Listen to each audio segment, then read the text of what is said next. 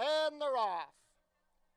A level beginning from the center of the gate. Scales of Gold is showing speed towards the inside. Shorts in the Winter. Scales of Gold broke well, but Solo's Fury broke well, but he's back to third. Moving up on the far outside is Last Drink. Finding the rail from fifth, that's Flying in Style, and it's 3 lengths back to the trailer, My Cool Hand Luke. They race towards the 3.5, and on the lead it is Solo. It's Scales of Gold a length. Second on the outside is the gray Last Drink. Third saving ground is Shorts in the Winter as they pass the quarter in 22 and 2. Solo's Fury is next in the 2 path, 3 lengths back to Flying in Style, and well out of it, My Cool Hand Luke has 10 lengths to make up on the leader. They race within the quarter pole. Still on top, it is Scales of Gold. Room up the inside for Shorts in the Winter. Last Drink is still there and angling to the 3 path. Here comes a rally from Solo's Fury. 4 across the track at the 8th pole, and Solo's Fury has seized control, but up the inside, Shorts in the Winter. Last Drink trying to hold on for show. It's Solo's Fury on top. Solo's Fury and Jose Rojeña will open up the day. Solo's Fury a length to Shorts in the Winter. Last Drink and 6 to win, 364, 256. Second, number 1, Shorts in the Winter, 312 to place, 254. Third, number 5, Last Drink, 478 to show. The $2 exact. All set. And they're off. Wine Trail broke like a shot from the outside, but straight to the lead is Lion Decente. Lion Decente up the inside is Red Butterfly with Phone Call to Heaven. Eastern Star out wide. 4 across the track battling for the early lead. After the good beginning, Wine Trail is taken back to race in 5th, and the early trailer is Playing with Dolls. They begin to separate now. Red Butterfly a length to Phone Call from Heaven. Third on the outside is Eastern Star as they complete the opening quarter in 22 and 3.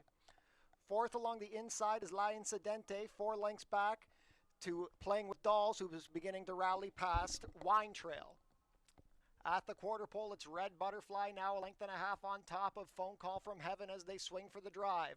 Room up the inside for Lion Sedente as they reach the head of the stretch. It's Red Butterfly on top. Down the far outside, here comes a late rally from Playing with Dolls, who's gathering up momentum, gobbling up ground, but still on the lead is Red Butterfly. Trying to come back on is Eastern Star. Lion Sedente on the rail. Eastern Star getting the head in front of Red Butterfly. Eastern Star gets up in a photo. Eastern Star, Red Butterfly, Dolls, 766 to place, 344.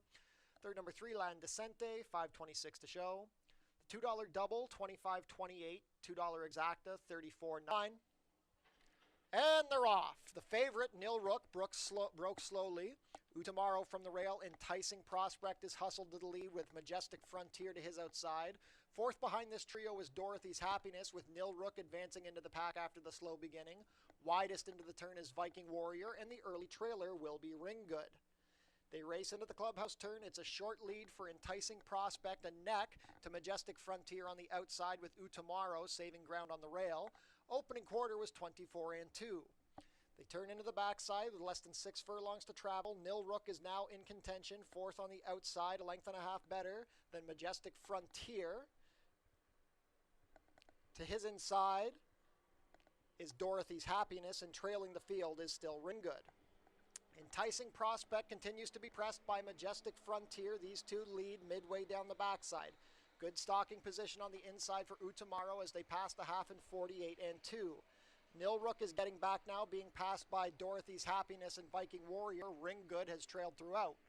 With 3 furlongs to travel, the lead has belonged to Enticing Prospect every step, but he continues to be pressured by Majestic Frontier within the 5/16 marker. Still on the inside in contention is Utamaro. Moving up widest is Viking Warrior with a quarter of a mile to go. Nil Rook needs to do better. At the head of the lane, it's Enticing Prospect trying to make every step a winning one, but Majestic Frontier has been there throughout. Viking Warrior rallying down the 3 path, and now Nil Rook is moving up the inside. Nil Rook is rallying after being shuffled back, looking for room between horses. Utamaro, Nil Rook hits the front, Viking Warrior, but Nil Rook finishes best for Raylu Gutierrez. Nil Rook a length and a quarter to Viking Warrior, a photo for show.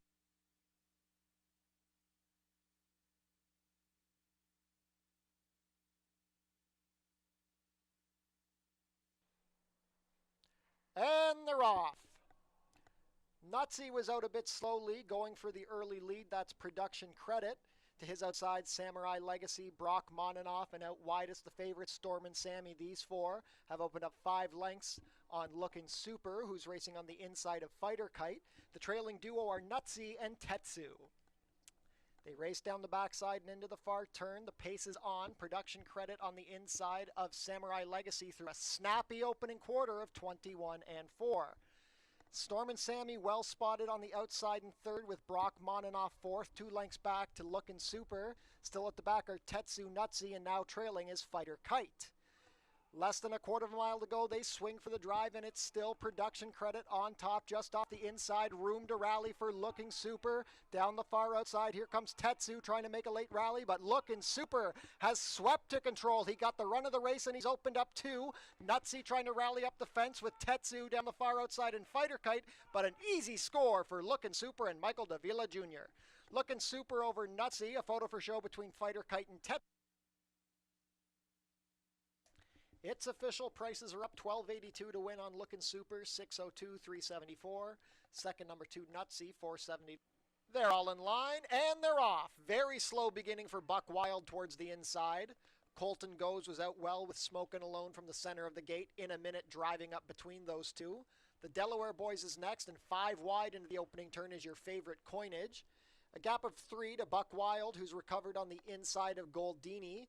Deep on the course is Barfly. Then we have Don't Poke the Cat, and the early trailer is Lifetime Guarantee. Midway around the clubhouse turn, they're about 12 lengths front to back.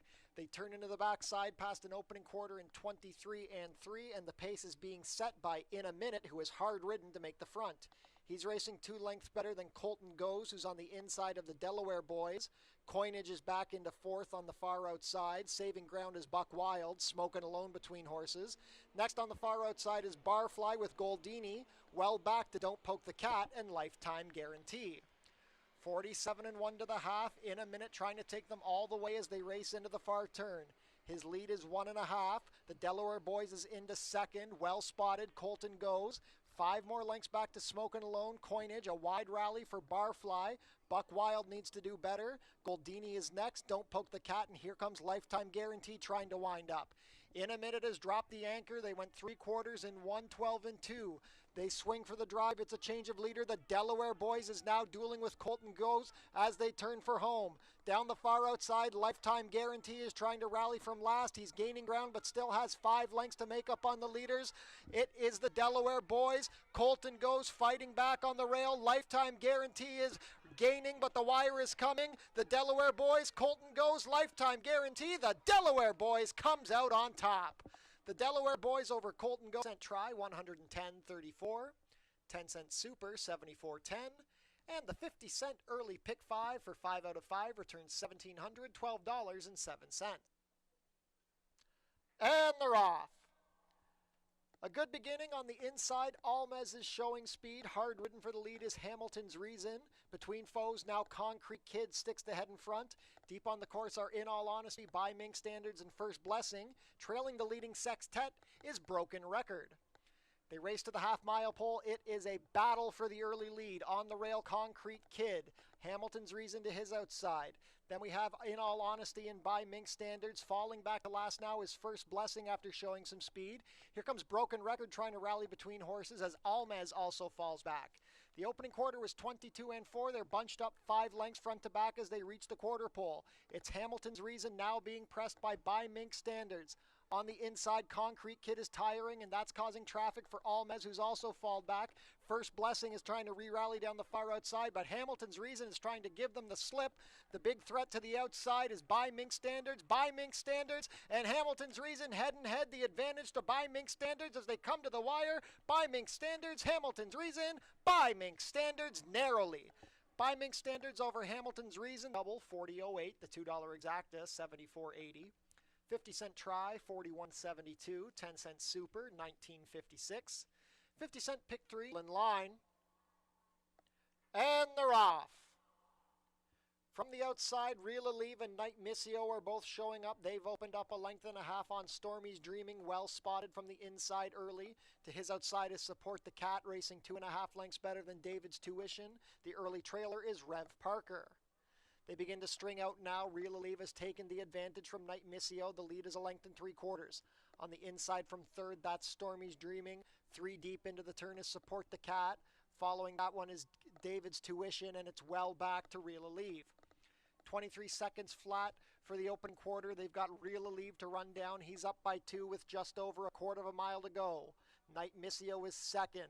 2 lengths back to Stormy's Dreaming, who's tiring on the inside, trying to make a rally from the back. That's Support the Cat at the head of the lane. It is still Real Aleve on top, looking to make every step a winning one, but Night Missio looms dangerous and now puts the head in front. It's Night Missio and Raylu Gutierrez opening up a length on Real Aleve. The battle is for show between Stormy's Dreaming and Support the Cat. Night Missio on top. Night Missio, Real Aleve held second from Stormy's Dreaming and Support the 424 to win, 266, 212. Second, number 6, Real Aleve, 266 to place, 210. Third, number 1, Stormy's Dreaming, 210 to show. $2 double, 33.4. And they're off. Out sharp from the outside gate, it's Juliana's Dream trying to clear to the lead. To her inside in second is Blue Eyed Scout, the favorite. Dancing Jane forwardly placed coming off the inside, and that gives room to April Storm to slip up the rail into contention. Bald Kitten between horses, widest on the track is Miss Impulsive. The early trailer is Bella Voce. An easy lead from the outside post for Juliana's Dream. She leads by almost 2 as they race into the turn. Blue Eyed Scout is second on the outside of April Storm as they complete the opening quarter in 22 and 3. Midway round the turn, Dancing Jane is back into 5th, being passed by Cloudy Chance. Still wide on the course is Miss Impulsive with Bald Kitten, and the trailer, Bella Voce. At the head of the lane, Juliana's Dream and Andre Worry still looking strong. They're clear by 3. Second on the inside is April Storm, trying to split foes. From the back is Cloudy Chance, but Juliana's Dream is getting stronger as the race gets longer. Juliana's Dream in hand, a gate-to-wire score, going on to win by 5. April Storm going to be second. The battle is for show. I think it goes to Cloudy Chance over Blue Eyed Scout. Third, number 2, Cloudy Chance, 570 to show. $2 double, 23.22. The $2 exacta, 68.84. 50 cents. And they're off. From the center of the gate, a waiting trial is showing speed. Deep on the course is 8 Sunset Drive. Swift Bank also forwardly placed along the rail is Saratoga Weekend. They're clustered up in the middle. Between horses is Burn Rubber. Wide on the course is Jovea's First. And advancing through the pack is 8 Sunset Drive. Down the backside into the turn they go, the pace being set by a waiting trial, being pressed by Montauk Surf. These two are head and head as they reach the 3/8 pole, opening quarter in 22 and 4. In the garden spot from third, that's Burning Money, racing 2 lengths better than Profitability. Out wide, Burn Rubber. Wider still, 8 Sunset Drive now falling through the pack. Swift Bank is towards the back. They swing for the drive, and it is still a waiting trial on top. A waiting trial with a short lead from Montauk Surf. 3 deep, here comes the rally from Burning Money. Looking for somewhere to go is Profitability. On the inside, it is still a waiting trial, but Burning Money coming down the outside. Late rally from Profitability. Storming down the outside, but Burning Money holds on in a photo with a waiting trial. Late rally from Profitability. Burning Money pays $85.48 to win, $41.04 and $12.48. Second, number 6, a waiting trial.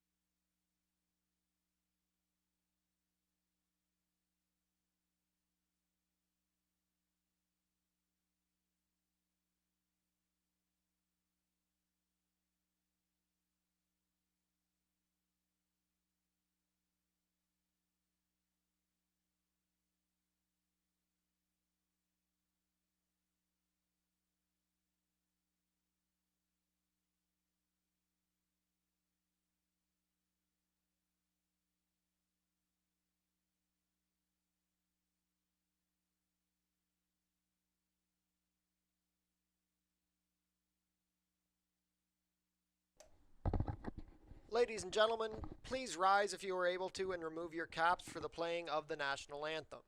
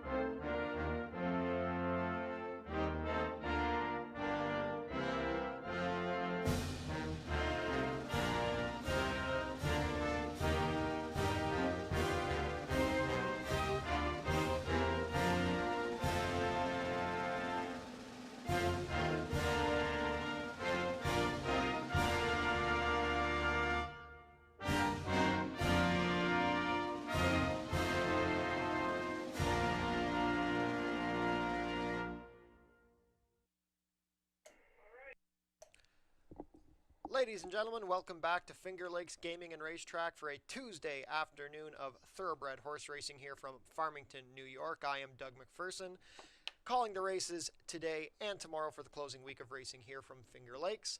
9 races on tap today. Let's take a look at our changes.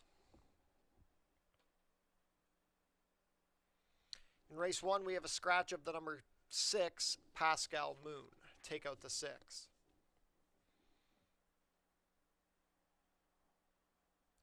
In race 2, we have a scratch of the number 3, Scacciatore. Take out the 3. And an overweight on number 4, Mr. TJ. The rider will be 1 pound over.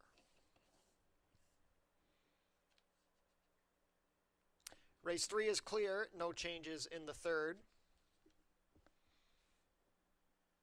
In race 4, we have a scratch of the number 8, Sweet Tooth Sue. Take out the 8.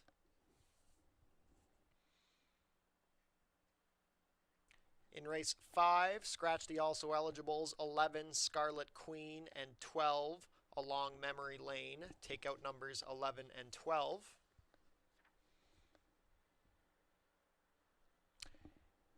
In race 6, scratch the number 3, I Love Kara. Take out the 3.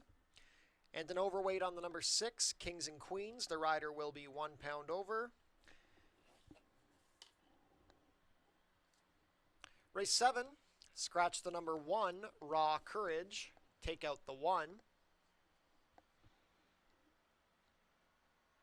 Race 8 is clear. No changes in the 8th. In race 9, there will be no show, no try, and no superfecta wagering. Scratch number 1, Saratoga Kisses. Scratch number 2, Bustin' Roxy. Scratch number 4, Trade Secret. Scratch number 6, Ouch That Hurt. Scratch number 8, Mamijo Dreams. And scratch number 9, Bad Connection. Scratch numbers 1, 2, 4, 6, 8, and 9. No show, no try, and no superfecta wagering in race 9.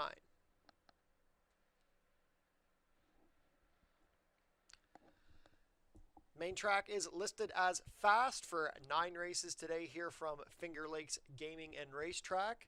Bit of a cloudy, overcast day here in western New York, but the weather is still beautiful for late November. Once again, I am track announcer Doug McPherson, subbing in for the closing week of racing here. We'll be heading downstairs shortly for the pregame show with Dave Mattice and Jackie Davis.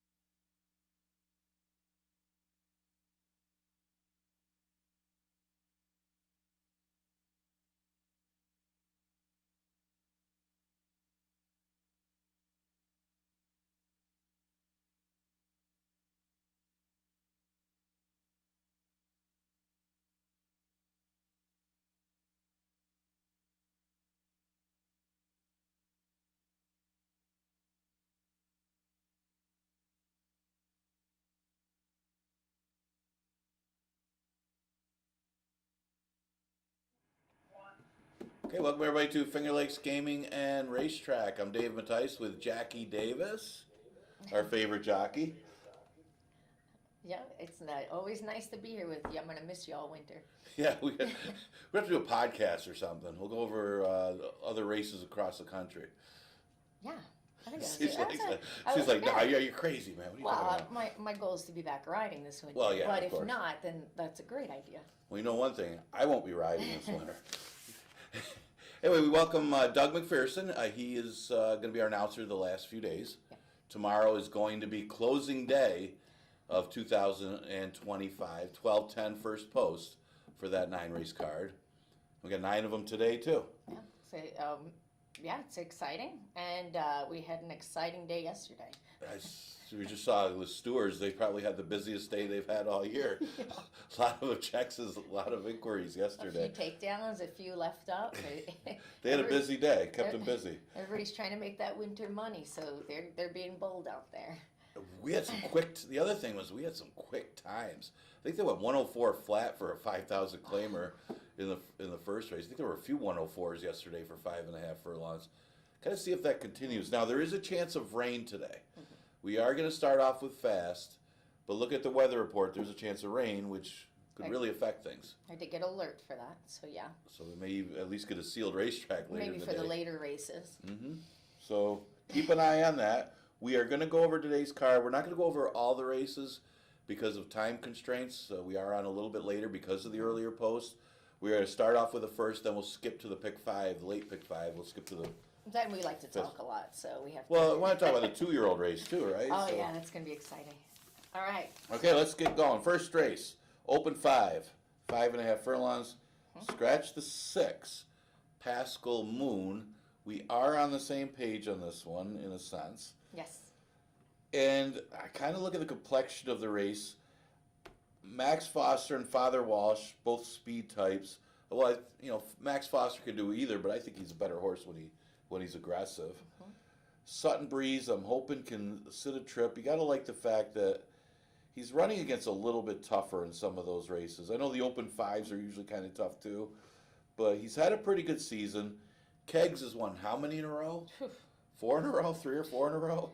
Well, yeah, and also you have to look at Sutton Breeze at this distance. Is 12. It ran 14 starts and 12 in the money. Yeah, that's so he likes the 5.5. And I'm hoping he gets a trip. And that was it. He kind of chased home a horse that got away a little bit, and it's just been going good. And Keggs loves an off track too. Absolutely. Not that Sutton Breeze doesn't, but Breaking Stones was the other one that I thought might get a trip. You can draw a line through the last race.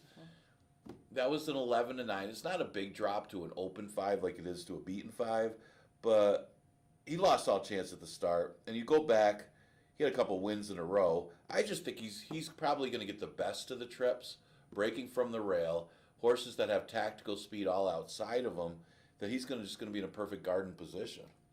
Absolutely. That's why, yeah, I used him for that reason. My third choice, I threw Captain of My Heart in there. He's been running good at this level. And every time I don't use him, he shows up.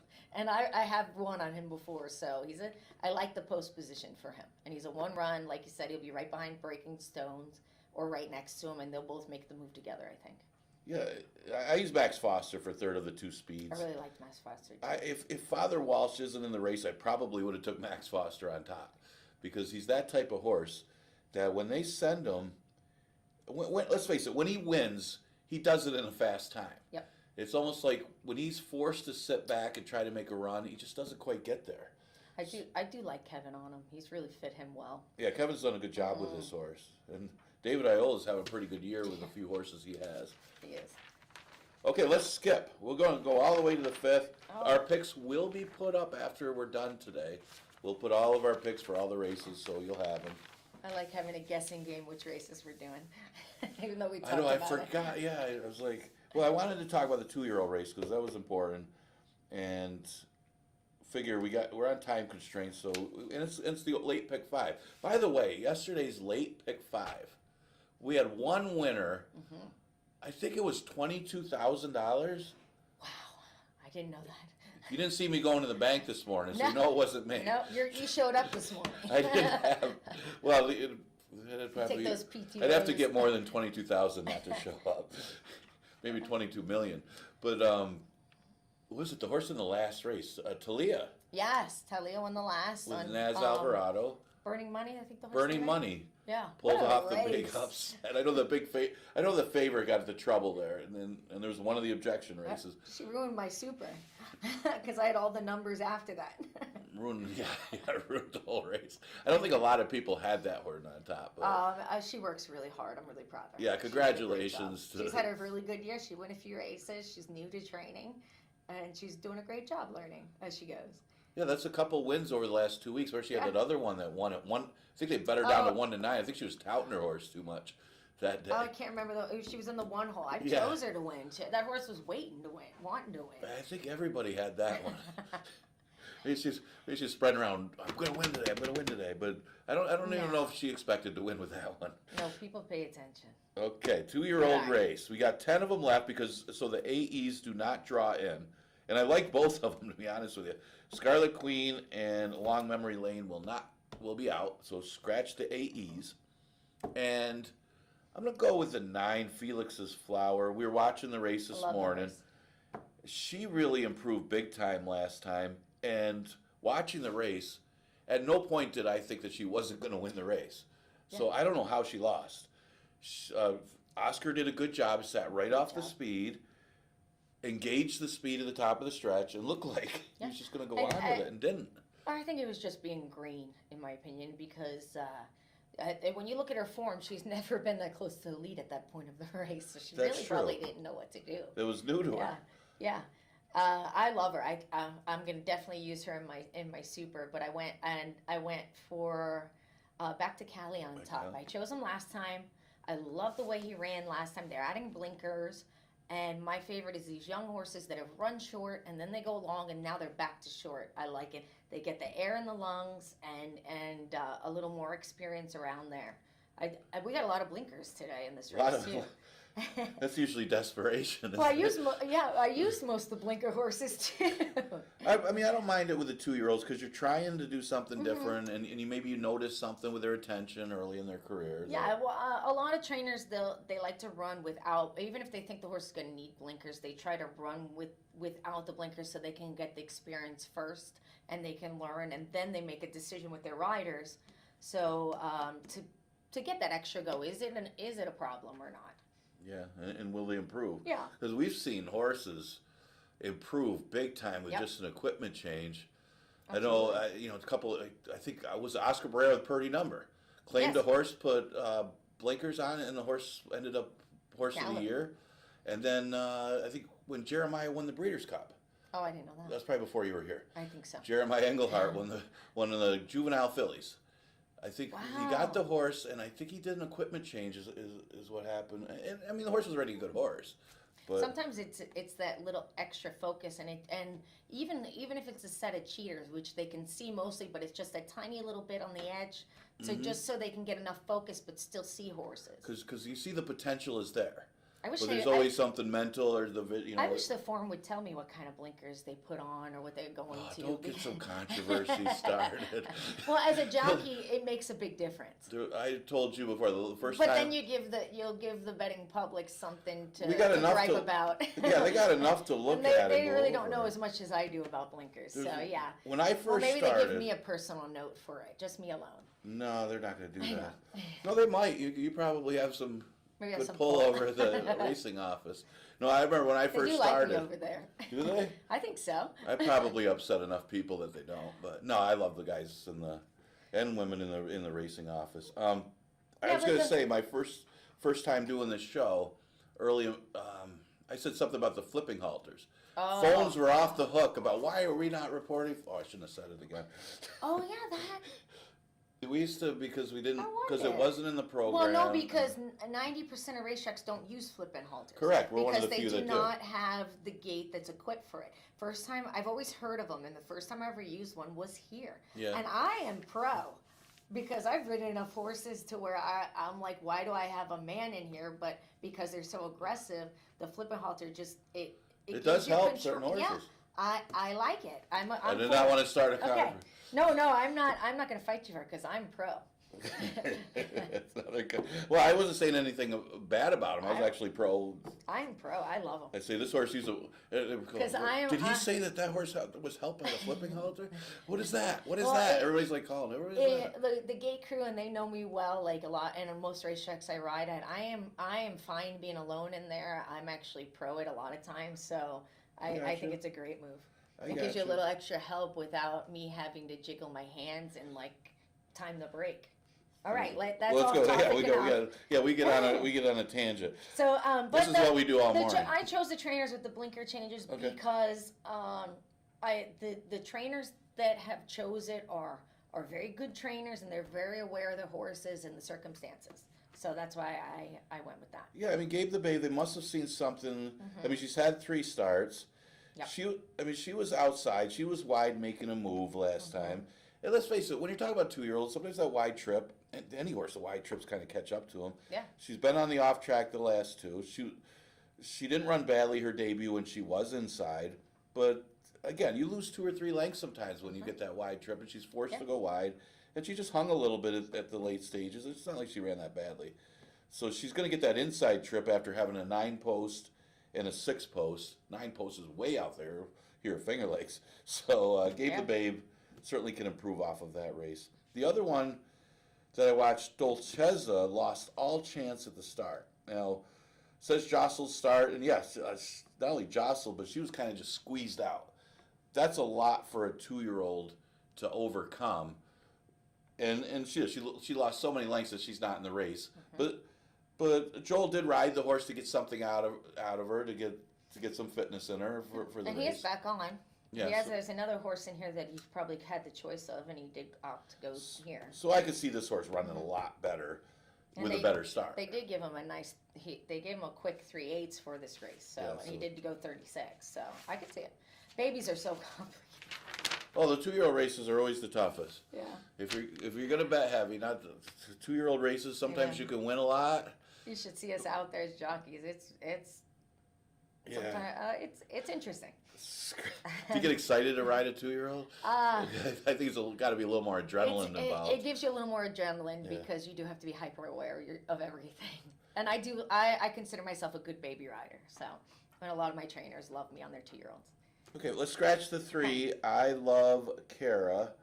Now, pace scenario is going to be important here, but the other part of it is the drop in class. I got a couple of them dropping. Yes. I got them 1, 2. I got Kings and Queens. And Yohida Moneymaker. I don't know how you say that. Yohida Moneymaker. I guess you got to say it fast. Yoda Moneymaker. It's supposed to be you're the moneymaker. Right. So whatever.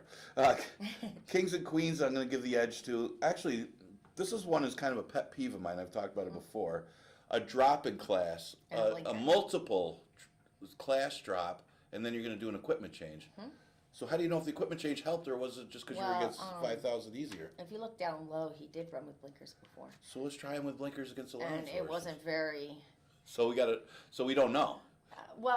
He ran short with blinkers, and he wasn't very competitive. But it was Aqueduct at a maiden special weight, so you could give him a little break with that. But the point is, you see it a lot, and one of the things is when they do win for 5, when you do that drop, you don't know if it was because of the equipment change. Absolutely. Or it was just because it's easier competition. Maybe both, but I'm going to lean there. I didn't go that way because it was a big drop, and like you said, the blinkers, so I was looking ways to beat him. Okay. And I went with I went with Percy on top.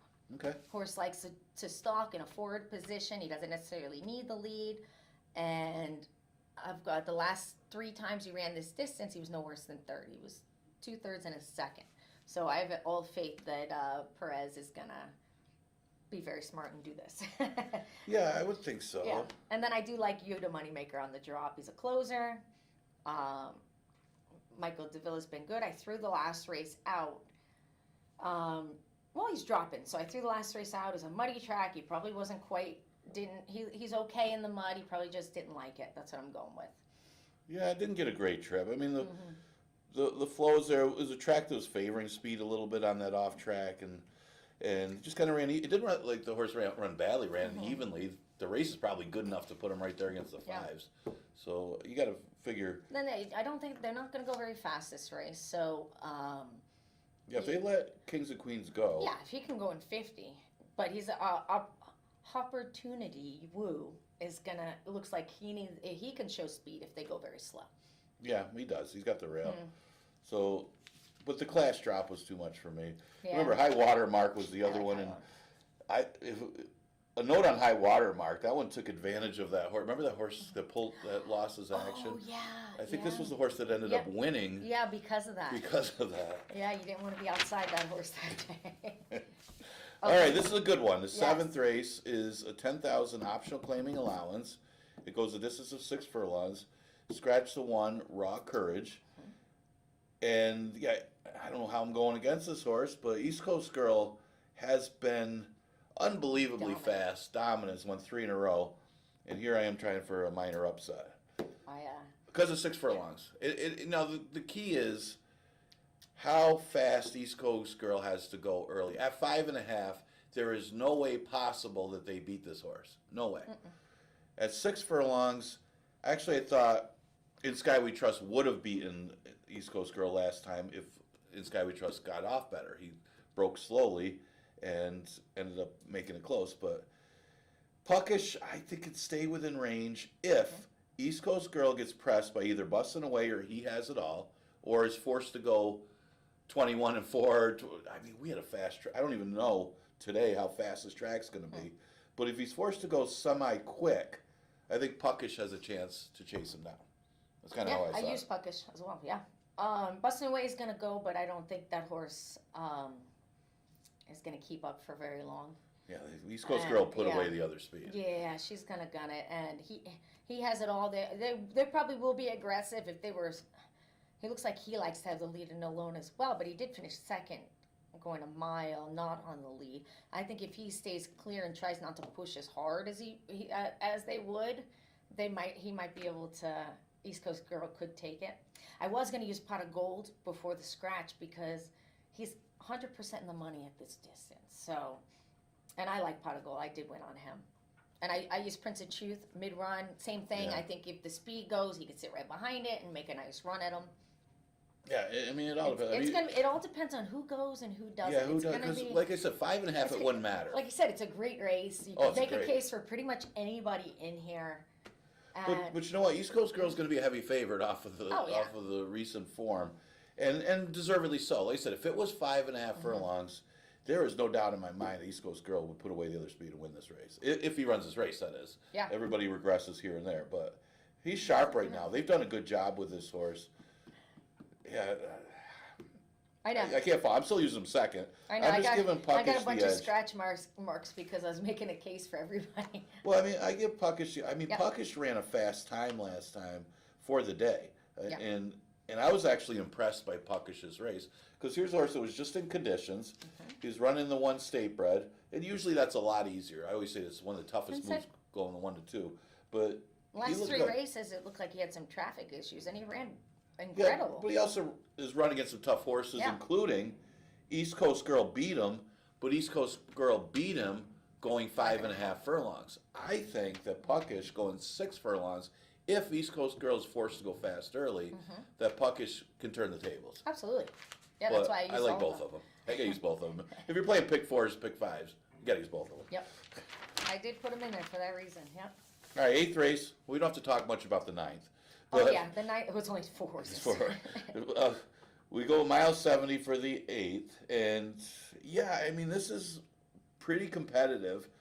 I'm coming back with John the Baptist, a horse that I liked last time, and nobody knows I like because that's the day that I canceled the show. Oh, yeah. My picks weren't up. I remember. So the one day I got a 13-1 horse, I get no credit for. But so I'm going to come back with him today. He won't be 13-1 today. No, now they got him 5 to 1 line. He might even be less than that. But he's inside. He doesn't necessarily need to send out there to the lead, just be up there close. And I'm anticipating an off track because there is a possibility. In the last 2 races, I handicapped for an off track. I'm anticipating an off track. And I don't think Makar is going to be as aggressive as Makar was last time because that didn't work out. Didn't work out very well at all. Nope. So I think John the Baptist is going to be in a nice position on the inside to get the lead or at least be up there close and maybe take over and win the race. Go take a shot. I thought it was a wide open race. You could go. You might as well get a horse with a little bit of price. I went with Fast Amendment. I Okay. took the weight off. This horse, since they put this bug girl on, she's been right there every time, and I like the post position for her to be able to. Most of the speed's coming from the inside. She should be able to come down and get in a good position. That's where I went that way. Yeah. Yeah. I think that was wide open 8th race, probably Yeah. best betting race of the card. Okay, I that's took- our picks. I did take most closers for that.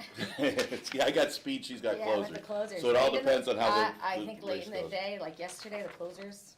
Okay, so we'll give you picks for the. We'll give you the picks for the last. Oh, we went completely. Yeah, so we'll be done for our picks here. It's only a 4-horse field in the last, Yeah. but I went with the 3 and the 5. You went with the 7 and the 10. Yeah, So I'm trying to beat you. it's just I'm trying gonna to try to. No, not to beat you, but I'm trying. try to beat me. Yeah. Okay, so that's our picks for today. Enjoy today's card. Remember, tomorrow is closing day. Make sure you join us for the last day of the season. Always a lot of fun. 12:10 first post. Jackie and I will be with you around 11:40 Yep. to zip through that card. So we'll see you then. All right.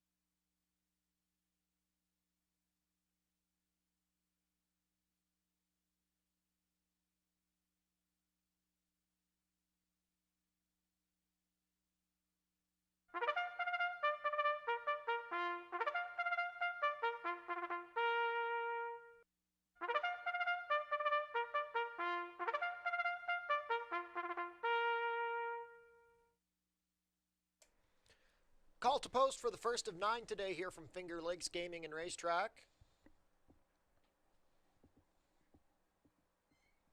Number 1 is Breaking Stones with Jeremiah Flores. Number 2 is Sutton Breeze, Heeman Harkey. Number 3 is Max Foster with Kevin Navarro.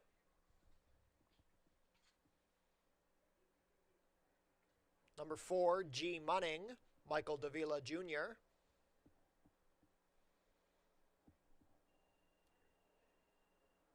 Number 5 is Father Walsh, Rafael Rojena Jr. Scratch the 6. Number 7 is Captain of My Heart with Joel Cruz. $5,000 claimers, 3-year-olds and up, going 5 1/2 furlongs. Race 1 offers exacta try, super, double, and early pick 5 wagering. The early pick 5 at Finger Lakes features a daily mandatory payout, 2 minutes to post.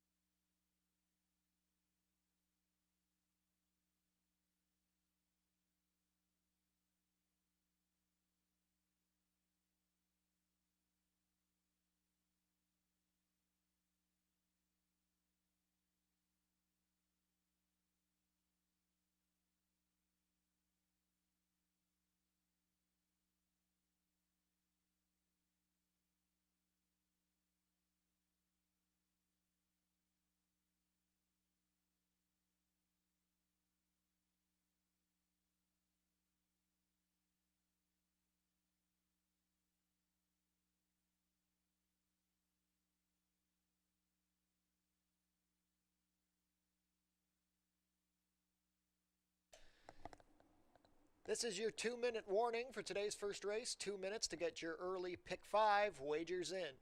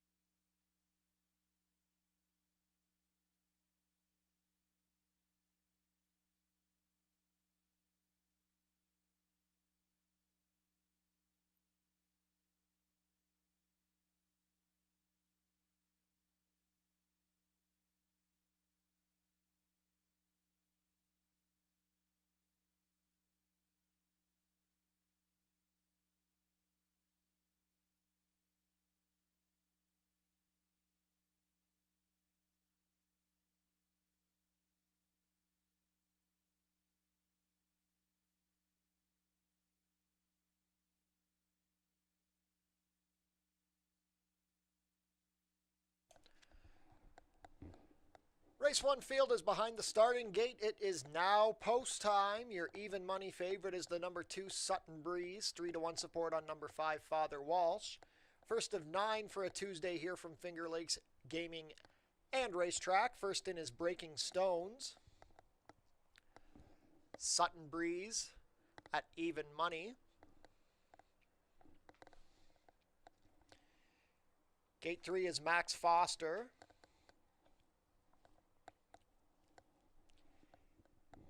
G Munning. Reminder, free programs are available daily at fingerlakesgaming.com. Father Walsh with the Orange Silks goes in. Last up will be Captain of My Heart. All set.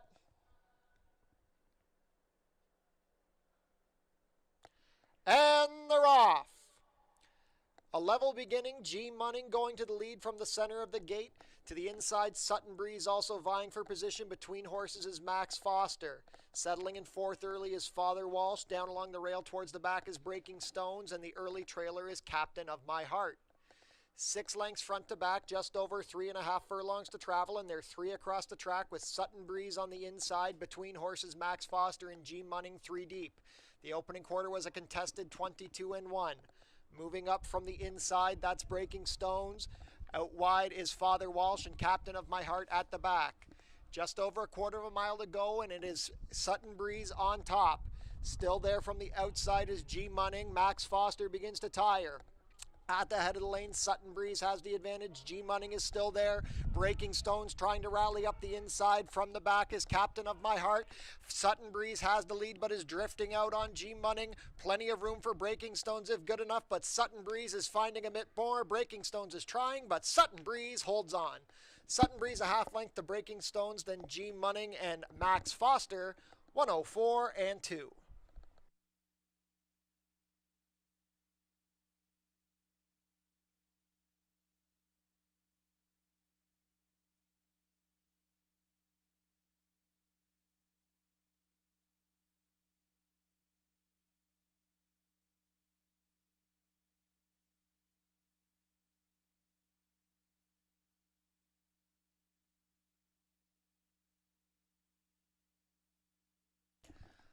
Unofficial in race 1, your winner is number 2, Sutton Breeze. Second is the 1, Breaking Stones. Third, number 4, G Munning. And fourth, number 3, Max Foster. Unofficial race 1 order, 2-1-4-3.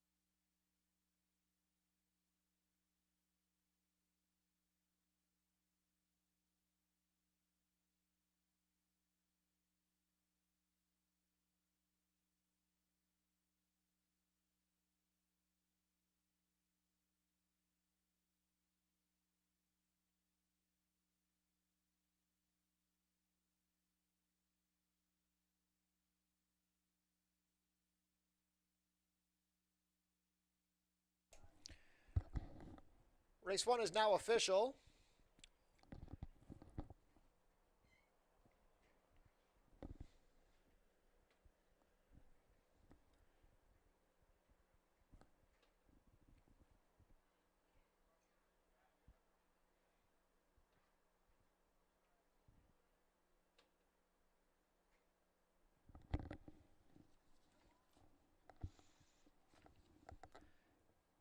Now entering the winner's circle, your official race 1 winner, number 2, Sutton Breeze. He's a 6-year-old chestnut gelding by Cajun Breeze out of Sutton Reese, bred in Florida by Stonehenge LLC. Ridden victory today by Heman Harkey. Sutton Breeze is trained by Arcadio Lopez for Angel Lopez. 4th win of the season and 12th lifetime win in 38 starts for Sutton Breeze. He completes the 5.5 furlongs today in a time of 104 and 2. Congratulations to the connections of Sutton Breeze. Prices are up 456 to win, 276 and 210. Second, number 1, Breaking Stones, 562 to place, 262. Third, number 4, G Munning, 258 to show. $2 exacta, 20.50, 50-cent try, 15.47, and the 10-cent super, 7.15.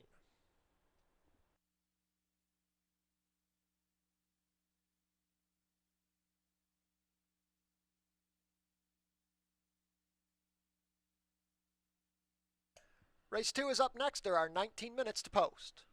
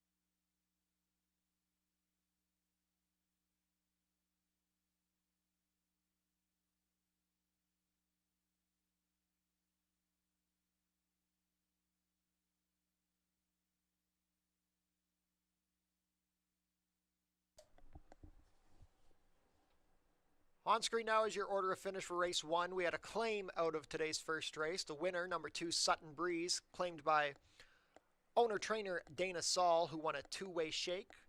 Once again, the winner was claimed. Sutton Breeze moves to the barn of owner-trainer Dana Saul.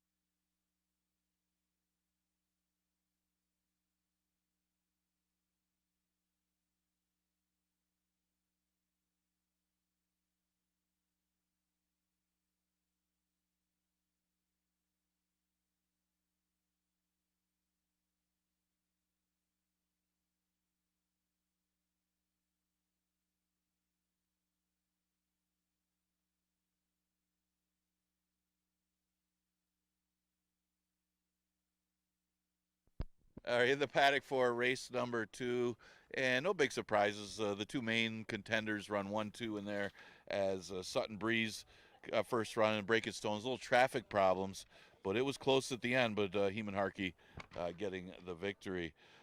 We do scratch the 3, Scacciatore, out of race number 2. So again, looks like the two inside horses are going to be the main threats and the main favorites in this race. You got the Institute, who won for this price back on October 27th, and Don't Lose Cruise, who takes a significant drop in class after running against optional claiming allowance horses at the 30,000 level, and those horses are going some quick times. He could go long or short, and he turned back last time to 6 furlongs, and he didn't get beat all that badly to a sharp Pompous Prince, who came back to win out of that race. So Don't Lose Cruise. He's got a lot of seconds when he's been here, but he's also found the winner's circle a couple times against some really good fields. I think he's got a little bit of an edge on this field. The Institute, really just a matter of beating up on an easier field. That was an easier 11-9 than this one because there were no Don't Lose Cruises in here. But probably the gift of the year that this horse was 7-2 in that race. Now, Doc Advantage, the horse that was second, came back to win and looked good winning next out. Probably beat them for an easy exacta that day. But, he's dropping back down to the 11-9 after running against the 3 State Breds against a pretty good field. So he's the main threat. And you can tell by the board. I mean, they're going to be fighting for favoritism and probably fighting for the win, too. As the Institute 6-5, Don't Lose Cruise a slight favorite at even money. Now, if you're looking for a horse for third, well, you got Old Man Winner, Almondro. Almondro looks to be the speed of the race. Maybe he can hang around to hit the board. He's always run well at the 11-9 level. Old Man Winner, he's a little inconsistent this point of his career. He seems to be more of an off-track horse, which he won't quite get. We're going to get the rain later. But he comes off a good effort last time, running second behind Keggs, just ahead of Almondro, who's might be his rival for third. So Old Man Winner, maybe we'll put him in the top 3 here. Put him for third, as it looks like on paper the Institute and Don't Lose Cruise seem to have a class edge on this group. Exacta Tri Super Daily Double and Pick 3 starts in the second. Again, scratch the 3, Scacciatore.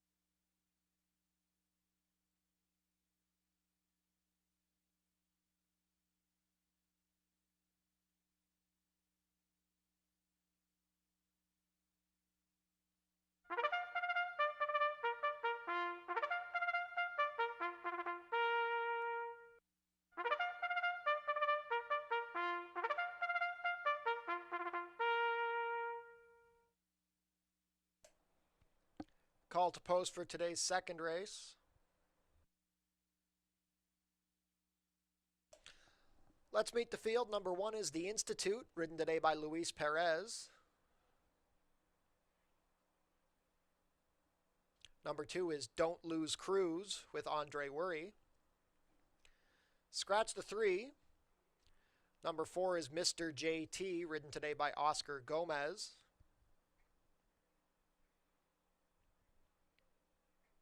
Number 5 is Almondro. The jockey is Joel Cruz.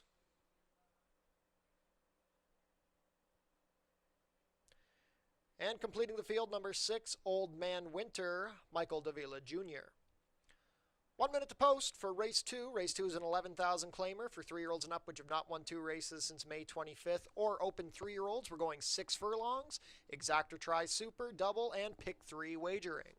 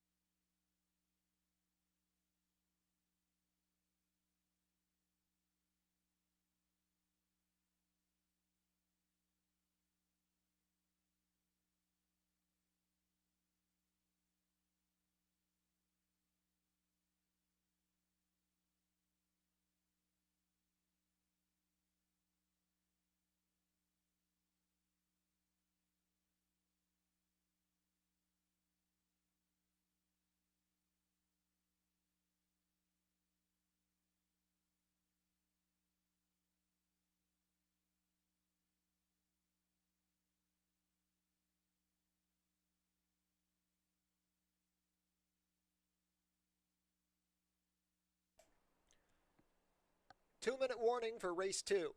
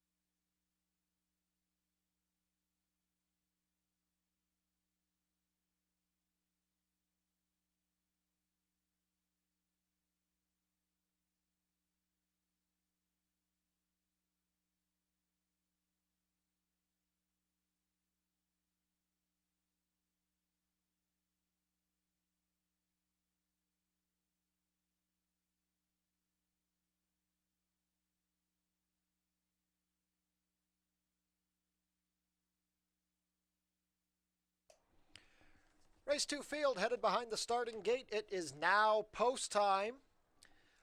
4 to 5 favorite is your number 1, the Institute. 8 to 5 support on the number 2, Don't Lose Cruise. It's a field of 5. 11,000 claimers going to gate here. 6 furlongs the distance.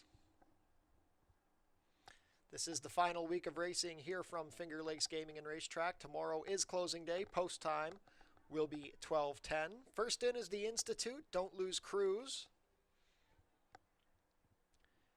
Mr. JT at 27 to 1. Free programs are available daily on fingerlakesgaming.com. Almondro, the 9-year-old, to gate 5, and last in will be Old Man Winter.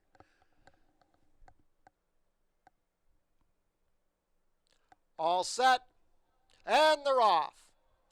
Almondro broke well and goes straight to the lead with Old Man Winter to the outside. Towards the inside, we have Don't Lose Cruise, the favorite. The Institute has fallen back to last, racing as a pair with Mr. JT.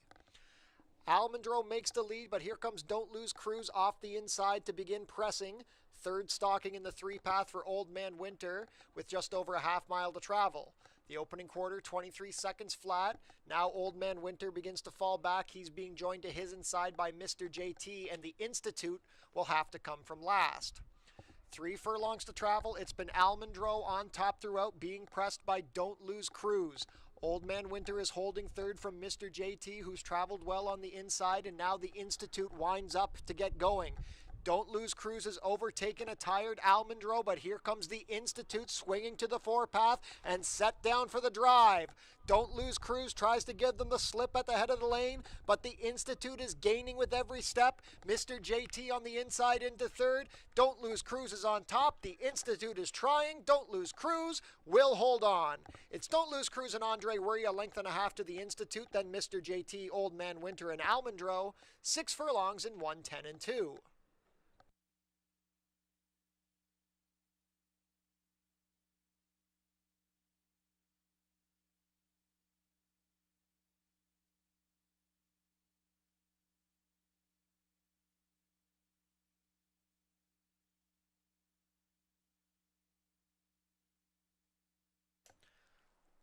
Unofficial in race 2, your winner is number 2, Don't Lose Cruise. Second is number 1, The Institute. Third, number 4, Mr. JT. And fourth, number 6, Old Man Winter. Unofficial race 2 order is 2-1-4-6.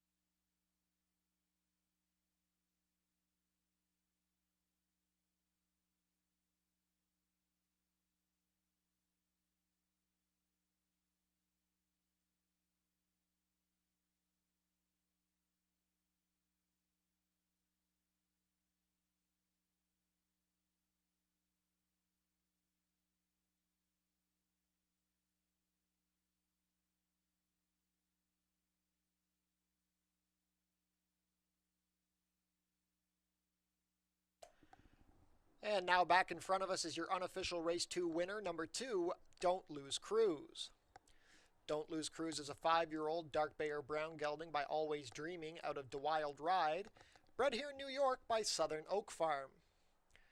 Ridden to victory today by Andre Worry. Don't Lose Cruise is trained by Jonathan Buckley for the partnership of Clear Star Stable, Meter Box Stable, Big Toe Stables LLC, and Cosa Nostra Stables.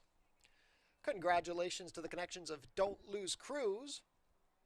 Race 2 is official. Your prices are up. Don't Lose Cruise returns $5.62 to win, $2.48 and $2.12. Second, number 1, The Institute, $2.10 to place, $2.10. Third, number 4, Mr. JT, $5.02 to show. $2 double, $14.36. The $2 exacta, $7.40. 50-cent try, $5.98. And the 10-cent super, $2.30.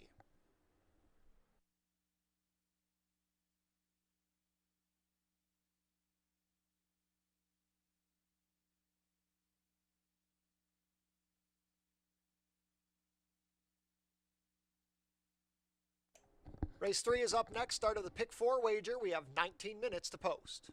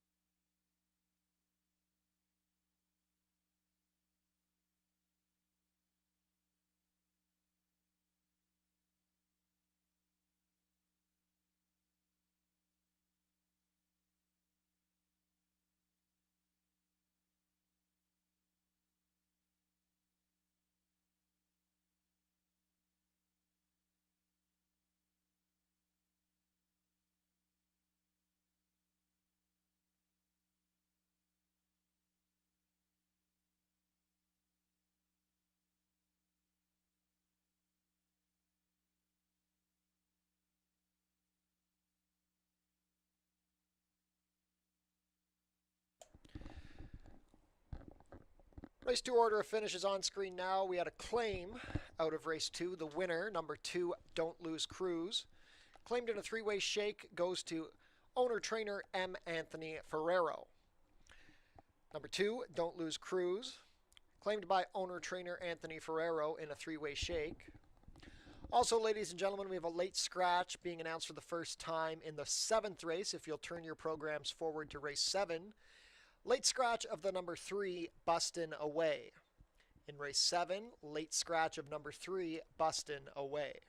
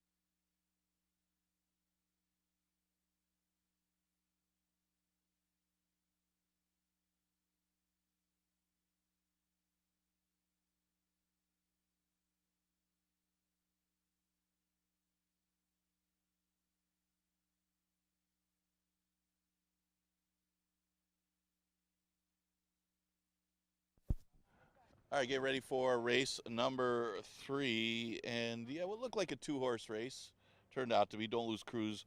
A little bit more of a class edge on that field's price. He was the higher odds, but he got the victory. Also was claimed in that race as well. But Andre Worry for trainer John Buckley. Don't Lose Cruise. Very consistent horse. Sharp and victory. Third race, 5,000 claimer. 9 hours and 2 cents a date. Goes the distance of 1.70 miles. Pretty good group here for the level. The 7 Mad Magic was my top choice there. I like the way this horse ran in the sprint last time. You're talking about a race, not his best distance. Track was favoring the speed types, and he's a deep, deep closer. And, 6 furlongs is way too short for him. He had a lot of run left. I mean, he just ran out of real estate.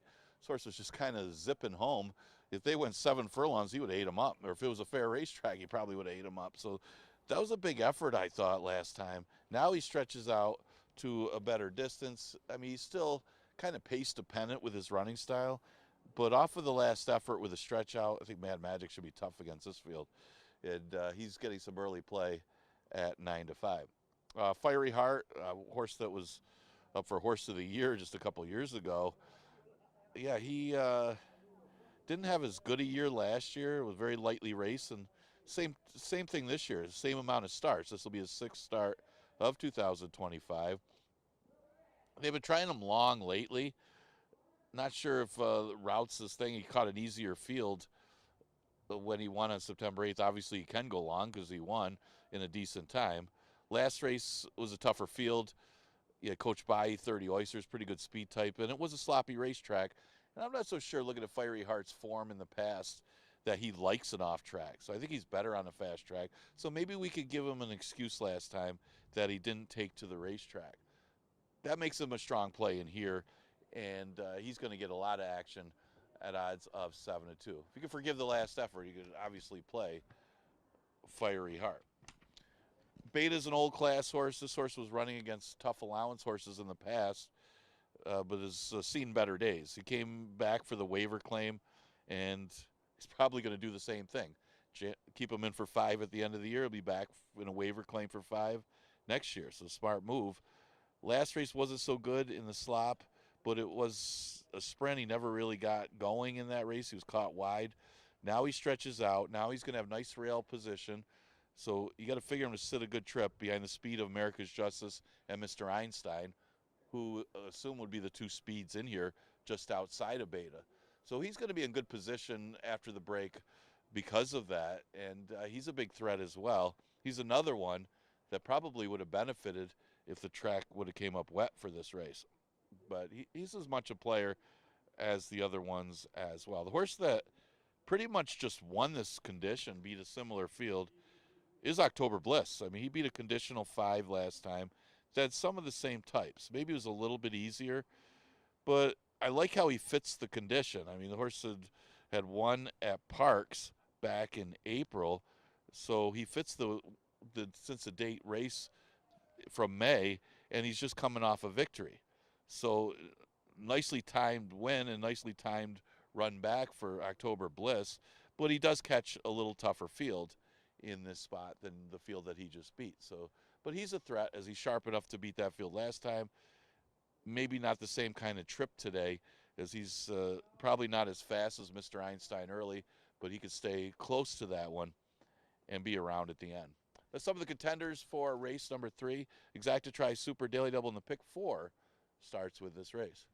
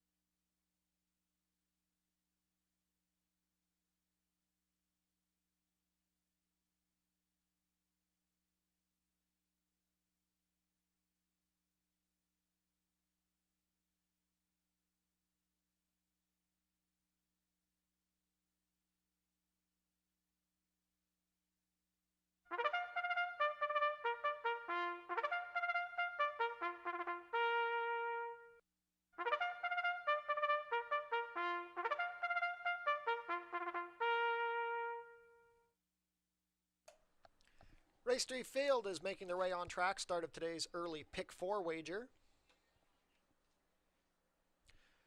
Post parade, number 1 is Beta, ridden by Relu Gutierrez.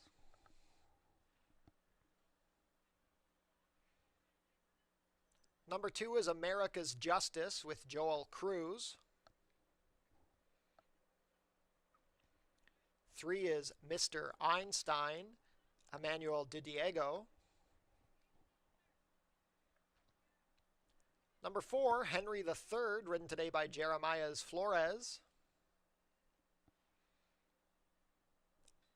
Number 5 is Fiery Heart with Kevin Navarro.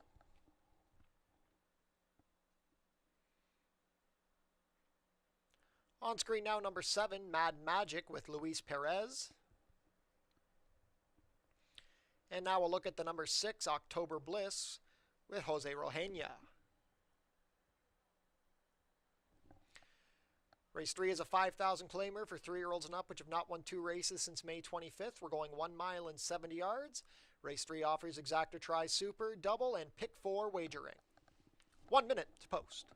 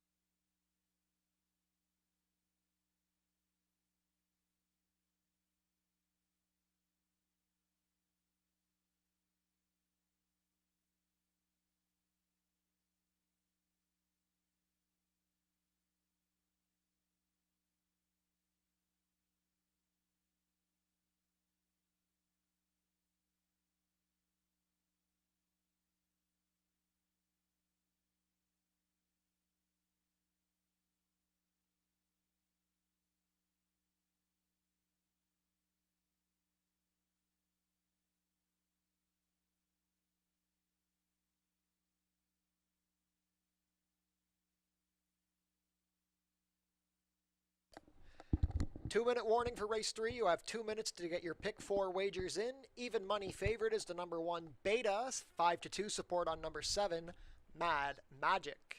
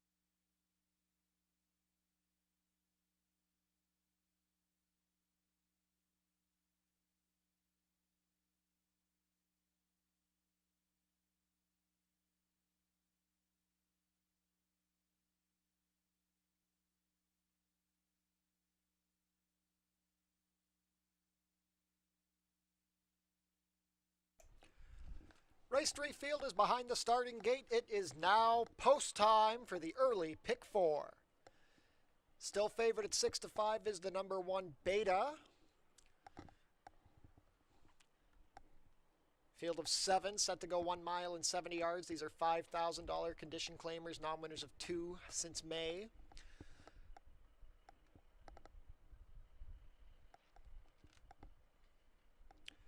First to come in is Mr. Einstein. They load him with the front of the gate open.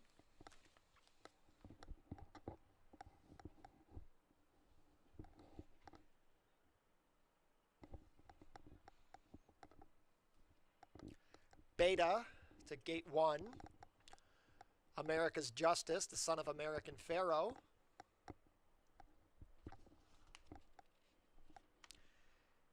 Henry III.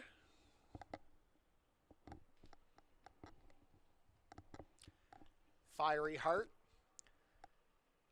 2025 racing season at Finger Lakes concludes tomorrow. Post time will be 12:10. Be sure to tune in. October Bliss will come to gate 6, and last in will be Mad Magic. They're all in line. And they're off. Mr. Einstein went straight up in the air at the start. Going for the early lead is Beta along the inside with October Bliss. America's Justice third towards the inside. Mad Magic is racing wide into the turn with Henry III on the inside and Fiery Heart between them. Well out of it early after that poor beginning is Mr. Einstein. They race into the clubhouse turn. It's Beta leading 3 parts of a length to October Bliss. Garden spot for America's Justice in third. 25 seconds flat, a very moderate opening quarter. Fiery Heart is making an early move into contention on the far outside with Henry III just off the rail. 3 lengths back to Mad Magic, and Mr. Einstein is gradually catching the pack but still has 10 lengths to make up on the leader. Less than 5 furlongs to travel. Beta continues to lead the way with October Bliss breathing down his neck. Fiery Heart is into third on the far outside. America's Justice has saved ground throughout with Henry III racing next. Falling a bit out of it now is Mad Magic. He's 5 lengths away from the pack, and Mr. Einstein is trailed throughout. The half was 49-4, 3 furlongs left to travel. Beta is still on top, but the pressure being ramped up by October Bliss. Well positioned in third is Fiery Heart. He's 2 lengths better than a tired Henry III. Next is America's Justice, Mad Magic, and well back to Mr. Einstein. It's been a match race throughout, and at the head of the lane, it is still October Bliss and Beta head and head. Fiery Heart is third, 2 lengths off these dueling leaders, well back to Henry III. With a furlong to go, here comes Fiery Heart, surging down the far outside. Fiery Heart and Kevin Navarro put the head in front. October Bliss tries to fight back. October Bliss, Fiery Heart in a photo. Fiery Heart over October Bliss, Beta, and then Henry III, 143-2.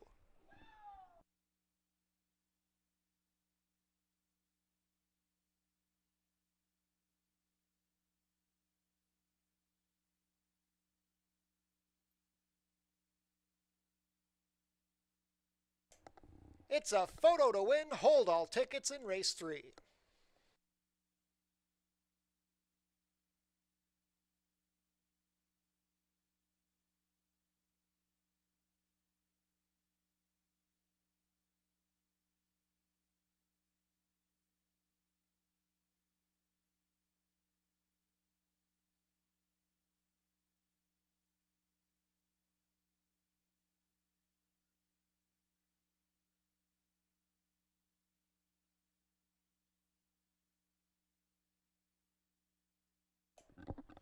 Stewards have posted the inquiry sign looking into the start of the number 3, Mr. Einstein.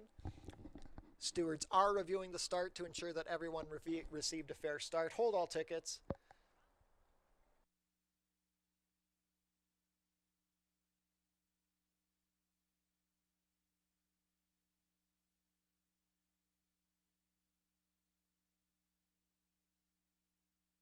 In the win photo, it's the number 5, Fiery Heart, over number 6, October Bliss, third number 1, Beta, and fourth number 2, America's Justice. Your unofficial race 3 order is 5-6-1-2. Steward's inquiry looking into the start is ongoing.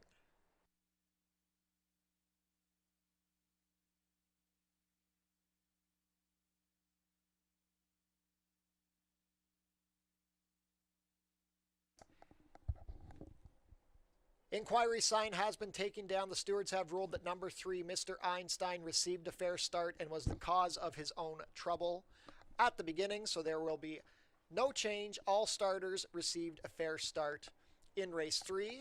Now entering the winner's enclosure, your unofficial race 3 winner, number 5, Fiery Heart. A game victory, rallying to get up under Kevin Navarro. He's trained by Kevin Buckley and owned by Windy Lee Farm LLC. He's a 6-year-old bay gelding by Outwork out of Says Who, and he was bred in Kentucky by Windstar Farm. That's the 10th lifetime win for the 6-year-old son of Outwork, who gets up to win today, 1 mile and 70 yards in a winning time of 1:43 and 2. Congratulations to the connections of Fiery Heart. Hold all tickets until race 3 is made official.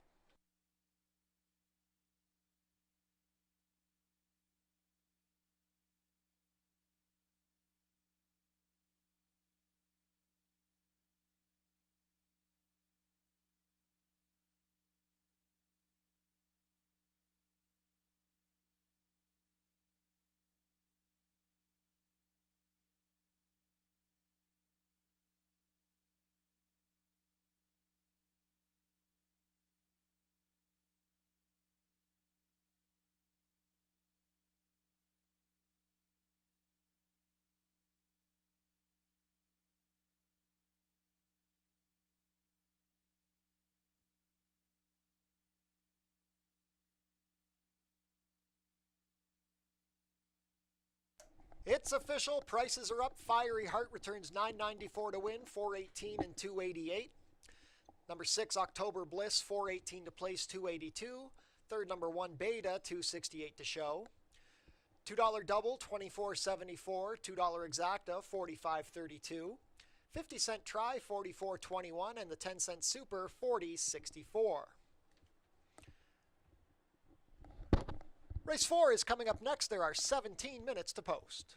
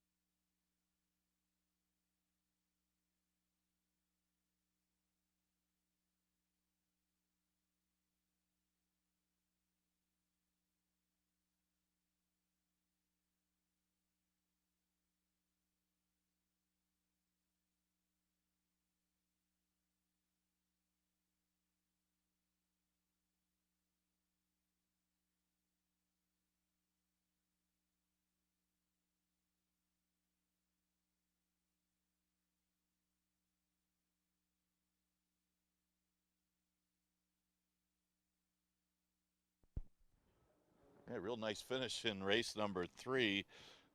Be able to trip that Kevin Navarro gave Fiery Heart. I was able to sit a perfect trip right behind them.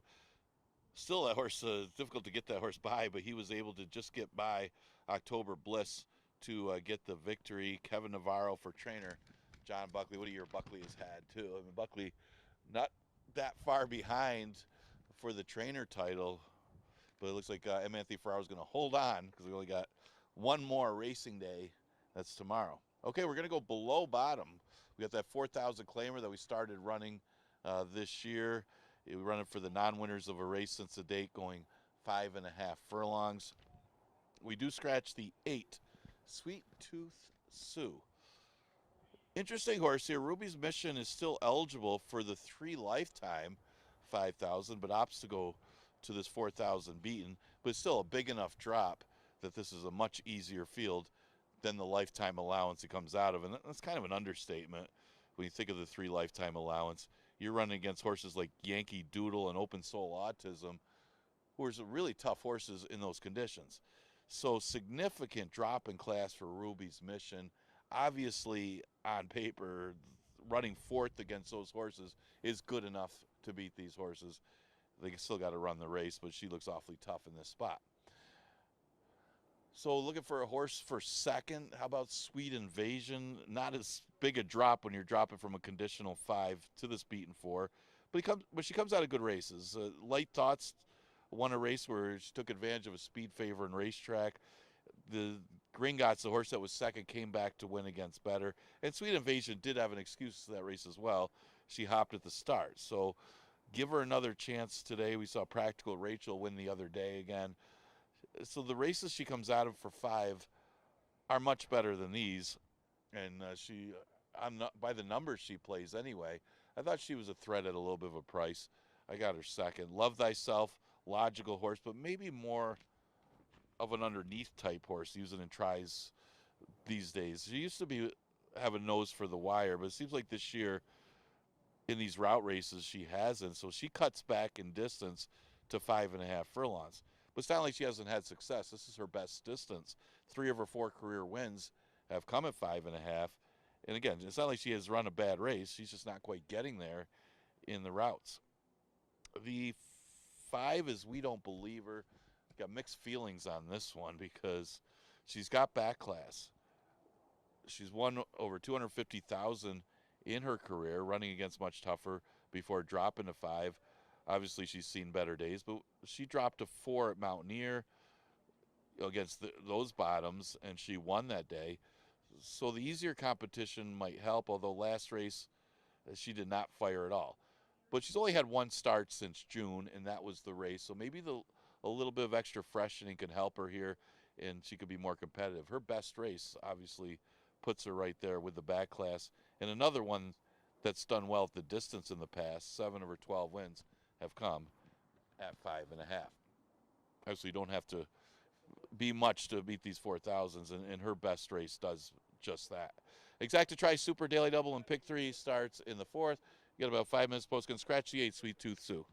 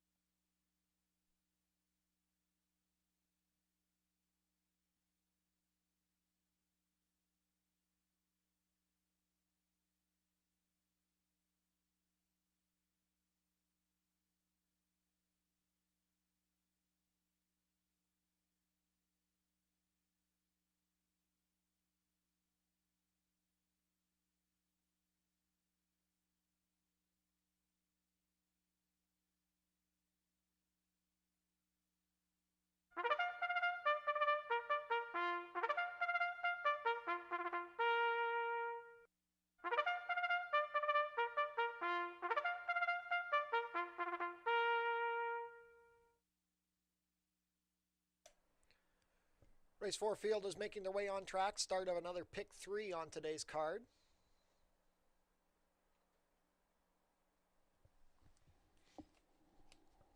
Post parade number 1 is Flying By, Heeman Harkey.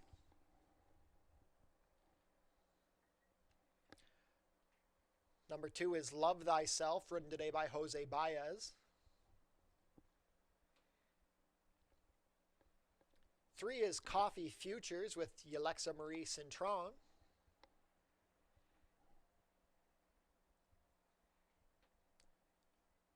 Number 4 is Reiterate with John Barrios.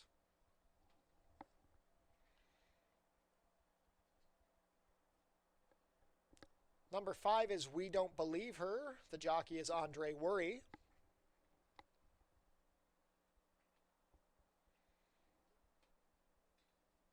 We'll come back to number 6. Number 7 is Sweet Invasion, ridden today by Kevin Navarro.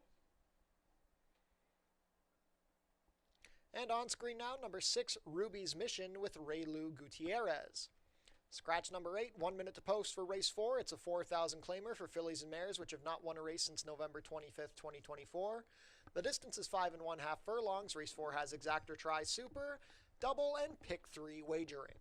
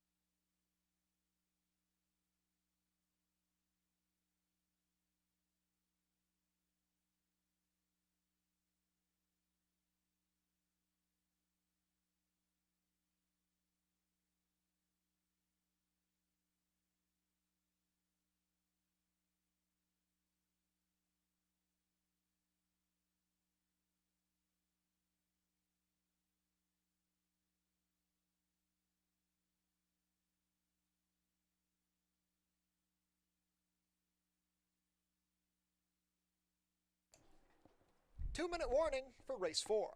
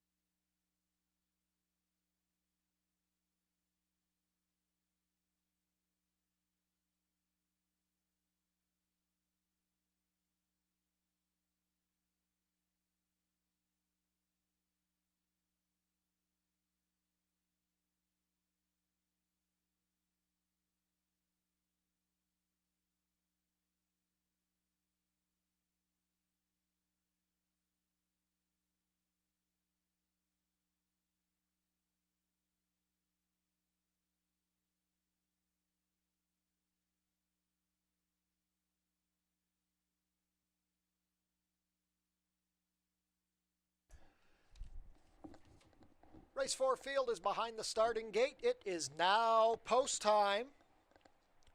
Heavy favorite 3 to 5 is the number 6, Ruby's Mission. This race kicks off another pick 3 on the card, a field of 7 to contest 5 1/2 furlongs, 4,000 claiming fillies and mares. First in is Flyin' By. Love Thyself, Jose Baez and the Patter Pop Silks. Coffee Futures, the 9-year-old mare.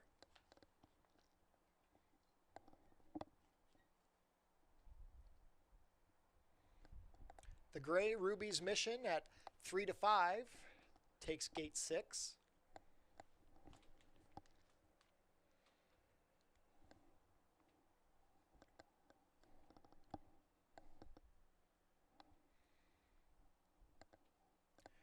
Reiterate to gate 4.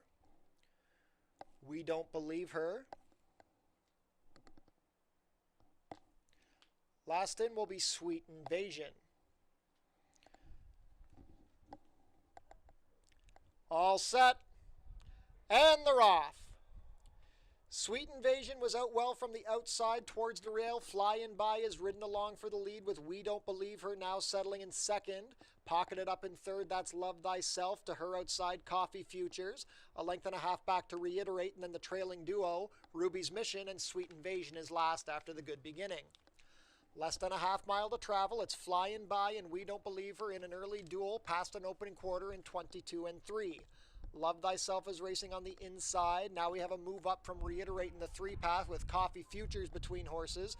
Ruby's Mission needs to get going and Sweet Invasion is last. Just over a quarter of a mile to go. Flyin' By has given up the lead to We Don't Believe Her now as they swing for the drive. Reiterate, moving well in the 3 path. Trying to rally from the back. Here comes Coffee Futures. Splitting horses, Love Thyself. It's Reiterate on top. Room up the inside for Flyin' By, trying to re-rally. We Don't Believe Her is still there. Ruby's Mission now emerges. Ruby's Mission trying to reel in Reiterate and takes the lead. It's Ruby's Mission and Ray Lou Gutierrez.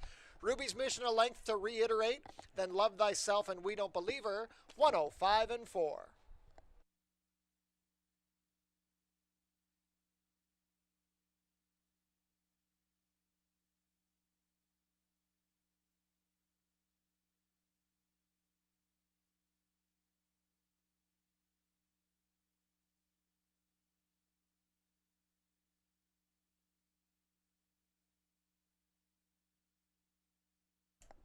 Unofficial in race 4, the winner is number 6, Ruby's Mission. Second is the 4, Reiterate.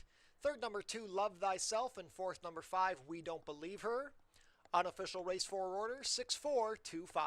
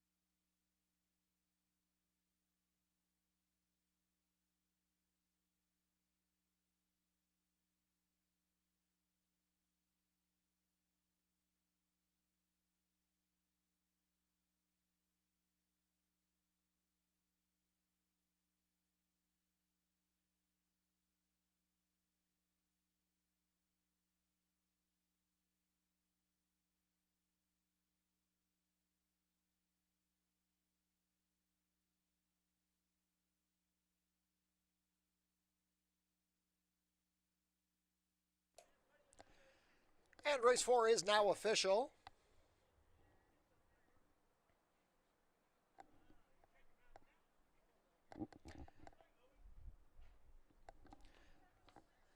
Back to the winners list, number 6, Ruby's Mission, a 5-year-old gray or roan mare by Mission Impassable out of Ready for Rubies. Bred here in New York by Davy Bloodstock LLC and Peter Colon, who still owns with Emilio Serrano. Ruby's Mission was ridden to victory today by Raylu Gutierrez. She's trained by Luis Gutierrez. That's her third lifetime win. In 31 starts, she rallied to complete the 5.5 furlongs today in a winning time of 1:05.4. Congratulations to the connections of Ruby's Mission. She delivers at the 1-2 promise, $3 to win, 246 and 210. Big Long Shot Reiterate was second at 43-1, 1678 to place, 764. Third was the number 2, Love Thyself, 268 to show. $2 double, $24 even. The $2 exacta, $54.94. 50-cent try, $36.94. 10-cent super, $44.75. And the 50-cent pick 3 returned $14.06.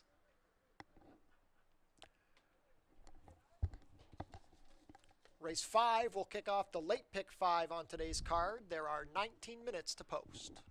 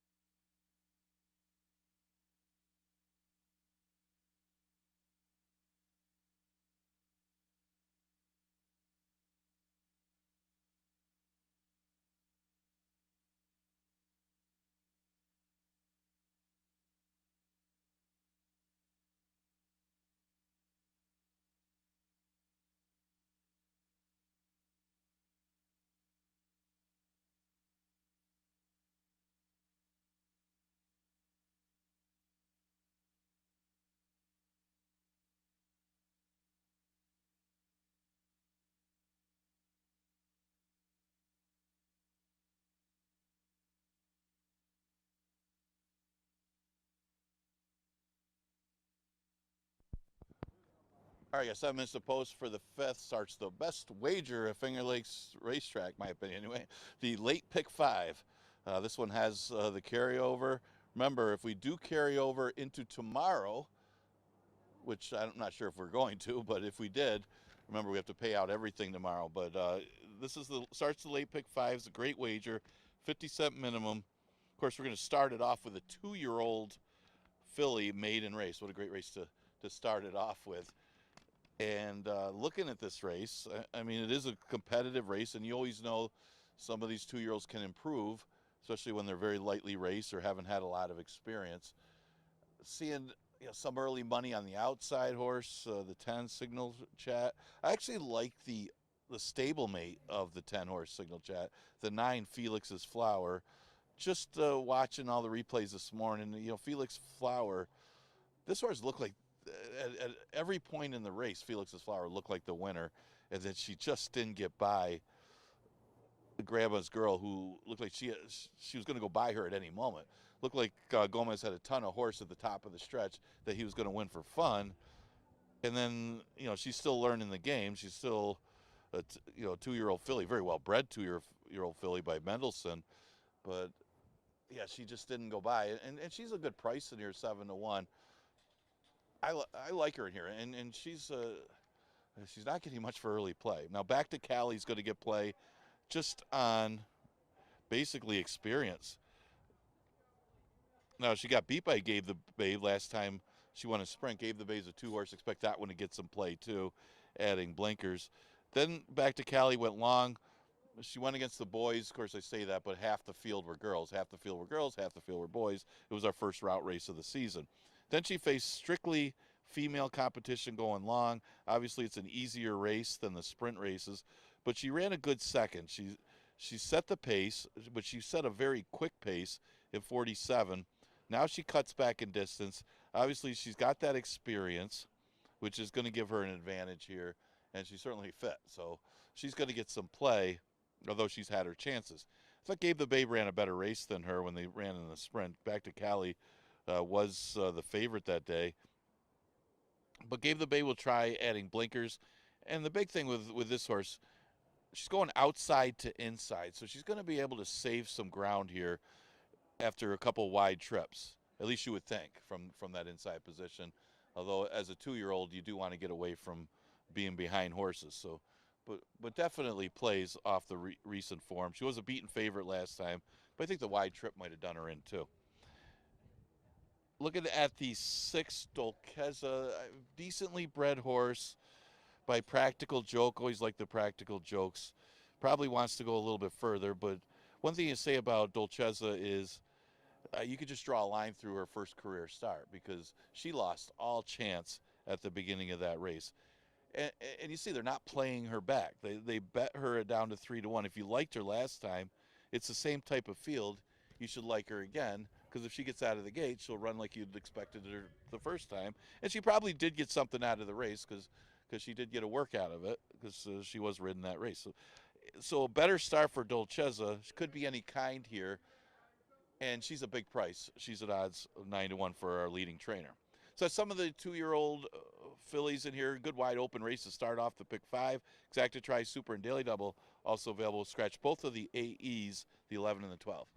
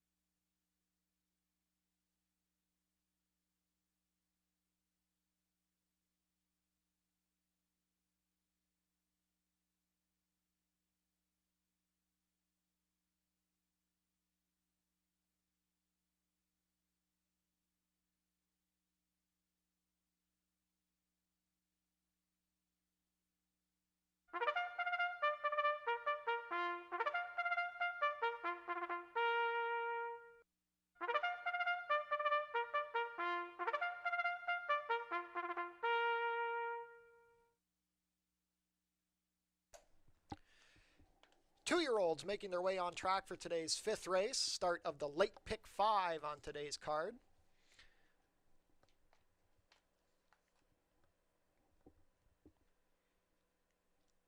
Let's meet the field. Number 1, Playing on Broadway, ridden today by Kevin Navarro.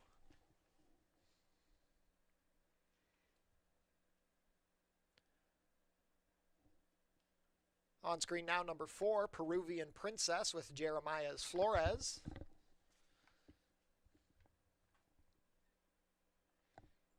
Number 5 is Rafi Tonalist with Andre Worry.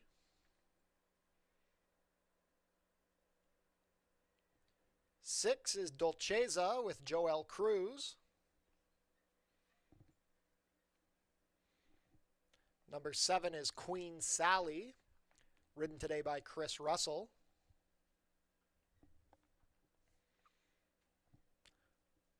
On screen now, number 10, Signal Chat. The rider is Emmanuel De Diego. Now on screen, number 2, Gabe the Babe with Luis Pena.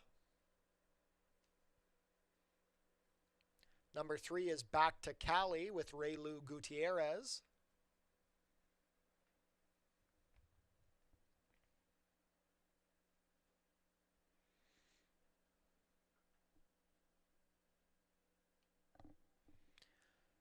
Now we'll look at number 8, Adam is Cashing In, Heeman Harkey.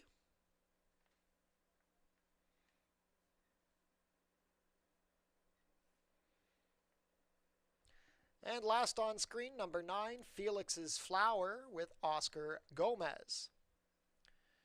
2-year-old maiden allowance fillies go 5.5 furlongs here. Exactor tries super double and late pick 5 wagering. Not much time to get those race 5 wagers in.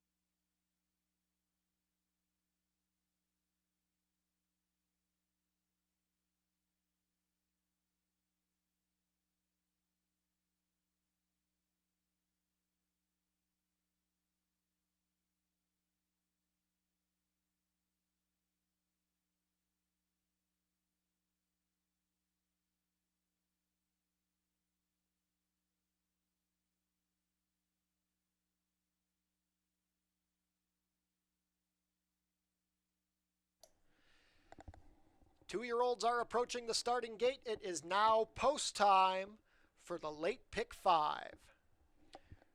Race 5 is a field of 10 2-year-old fillies. 7-5 favorite is the number 3, Back to Cali, looking to give Raylu Gutierrez his second win on the card. Playing on Broadway, the first to go up.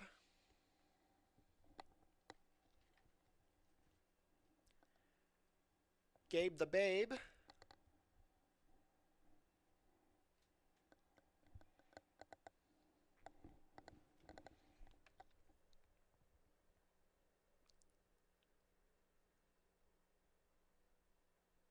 Gabe the Babe steps up now. Backs out again. They're going to load her without the rider.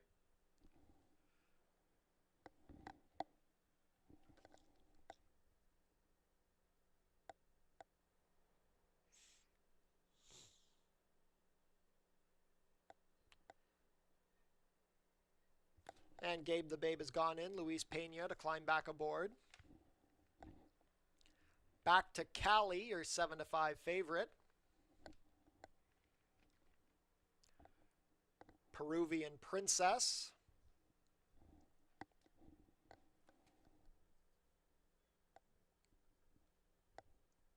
Rafi Tonalist.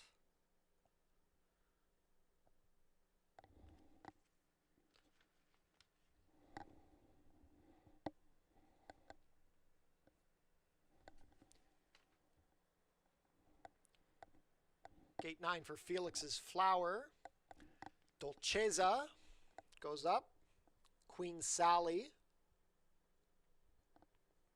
will come to gate 7.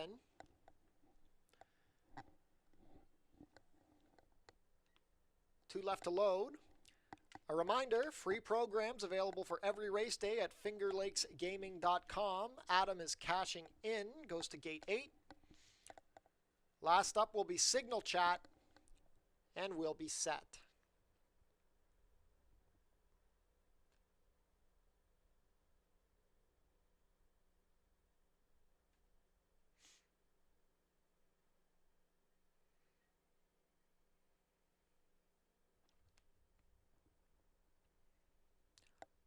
All in line.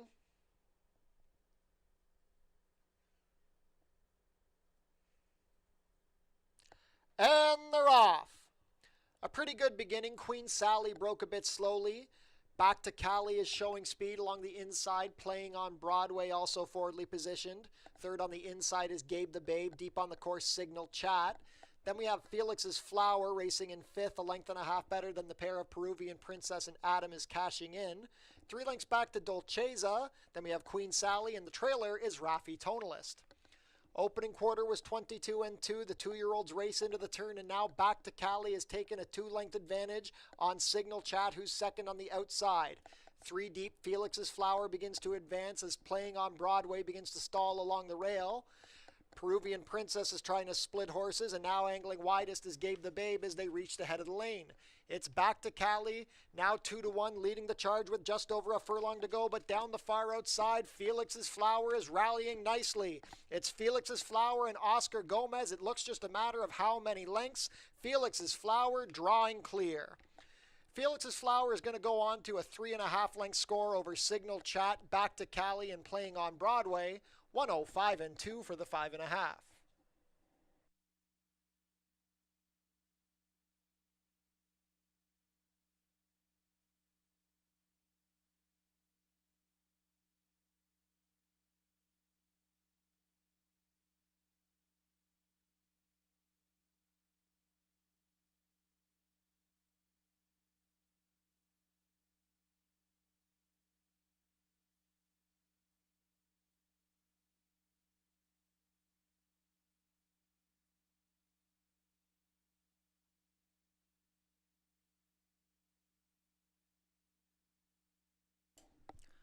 Unofficial in race 5, the winner is number 9, Felix's Flower. Second is the 10, Signal Chat. Third, number 3, Back to Cali. And fourth, number 1, Playing on Broadway. Unofficial race 5 order, 9-10-3-1.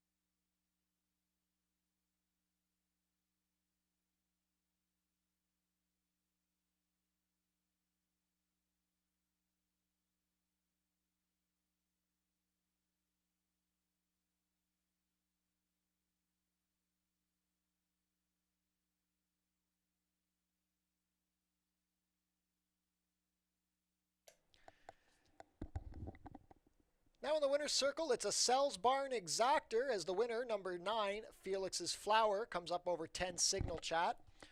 Race 5 is now official. Felix's Flower is a 2-year-old chestnut filly by Mendelssohn out of Gathered Flowers. Bred here in New York by Go to Toga Racing LLC. They are the owners. Felix's Flower is trained by Rachel Sells and was ridden to victory today by Oscar Gomez. Congratulations to the connections of Felix's Flower. She returns 546 to win, 332 and 238. Second, number 10, Signal Chat, 540 to place, 344. Third, number 3, Back to Cali, 268 to show. The $2 double, 1308. $2 exacta, 28.30. 50-cent try, 18.60. 10-cent super, 26.44. And the 50-cent early pick 5 returned $107.67. Race 6 is coming up in 18 minutes.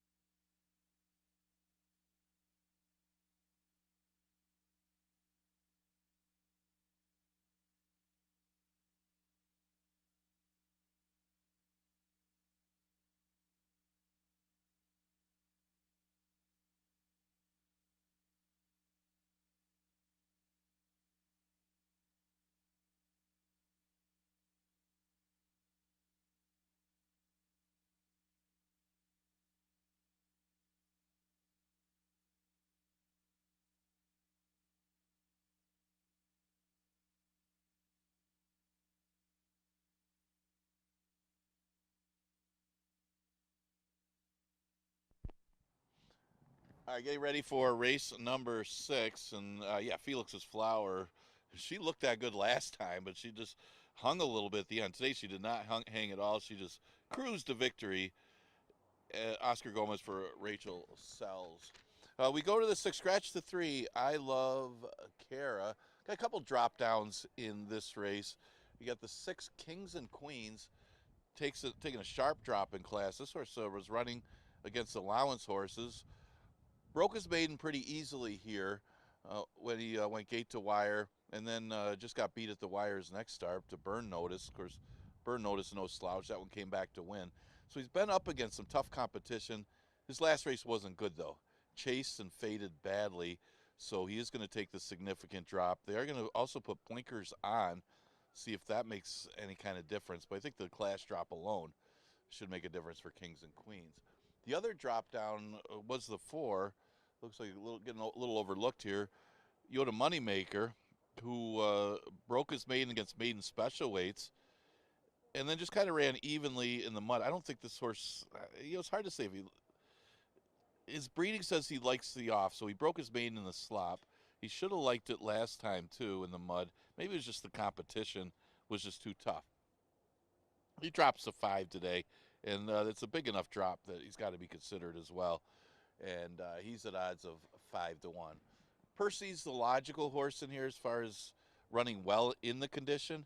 He broke his maiden against special weights when he kind of had everything his own way. He was lone speed that day and cruised to victory. His wisecracker kind of laid off him a little bit, and that helped his chances. And he's always been right there against the 5,000s and decent $5,000 fields. I mean, Nilruck came back to win. Viking Warrior was good in the condition. Then Whiskey Franz won last time. That one came back to win. So just the company lines at the level against horses that have done well in their next outing. So they're decent races for 5. But it is his running style. He likes to be in the race early, and he's going to have to deal with Kings and Queens. And I think Kings and Queens will probably get the lead on him in the early stages. That might not help his chances either. But he's a horse that's really consistent when you look at his $5,000 races. He hasn't won at the distance, but he's hit the board all 4 times. So he's going to get some play, but he's more likely a horse that you can use second or third. I guess those are the main 3 in here. So you're looking for somebody else. You got High Water Mark coming off a maiden victory, but there's kind of put an asterisk to that victory because there was another horse that was going to win the race by easily, and that horse kind of lost interest and pulled up his stride. Never seen a horse stop like that before as far as just pulling himself up. And High Water Mark was one of the ones that came rolling late to take advantage of the situation. So he really hasn't beaten the 5,000 maiden competition, but he's always hit the board against the 11 and 9s and the 5 with that late run, and he's at the mercy of the pace. Look for him to be rolling late. Maybe he lands in the Super. So that's some of the contenders for the 6 Exacta Super Daily Double, and the late pick 4 starts here again. Scratch the 3. I love Kara.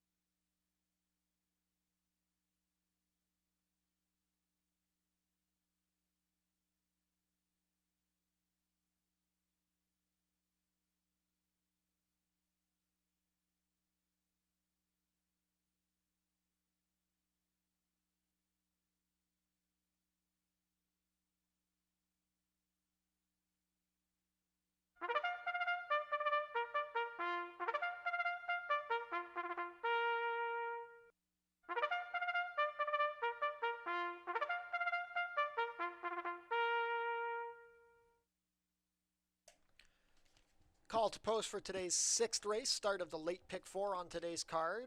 First to parade, number 1, Hopportunity Woo, ridden today by Kevin Navarro.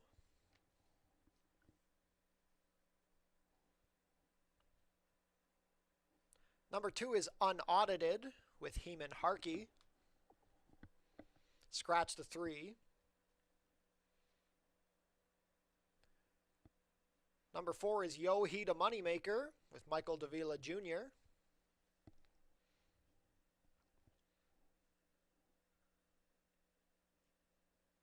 Number 5 is Percy with Luis Perez. Number 6 is Kings and Queens. The jockey is Emmanuel de Diego.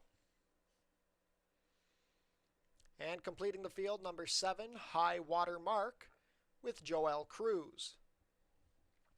Race 6 is a 5,000 claimer for 3-year-olds and up, which have never won 2 races. 1 mile and 1/16 the distance. Exacta Tri Super Double and late pick 4 wagering offered here.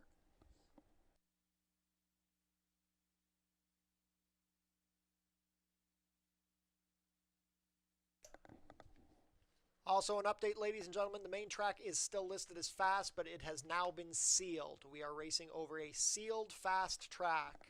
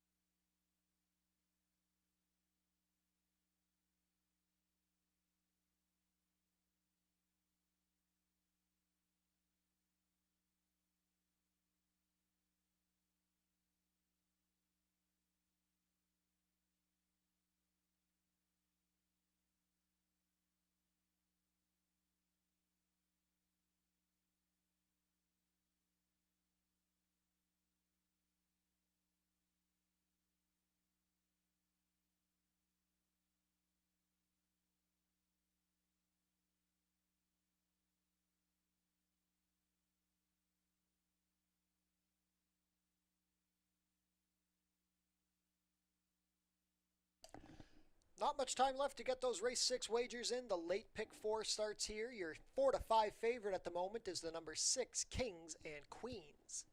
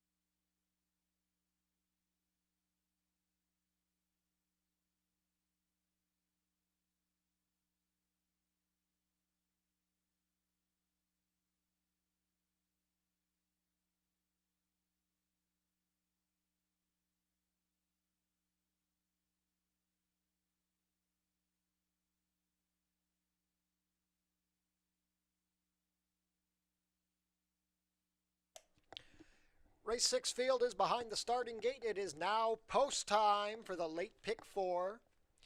Even money still on the number 6, Kings and Queens. 2-1 support on the 5, Percy. Field of 6 to go 1 mile and 1/16 here. First in is Opportunity Woo. Unaudited to gate 2. Yo He to Moneymaker.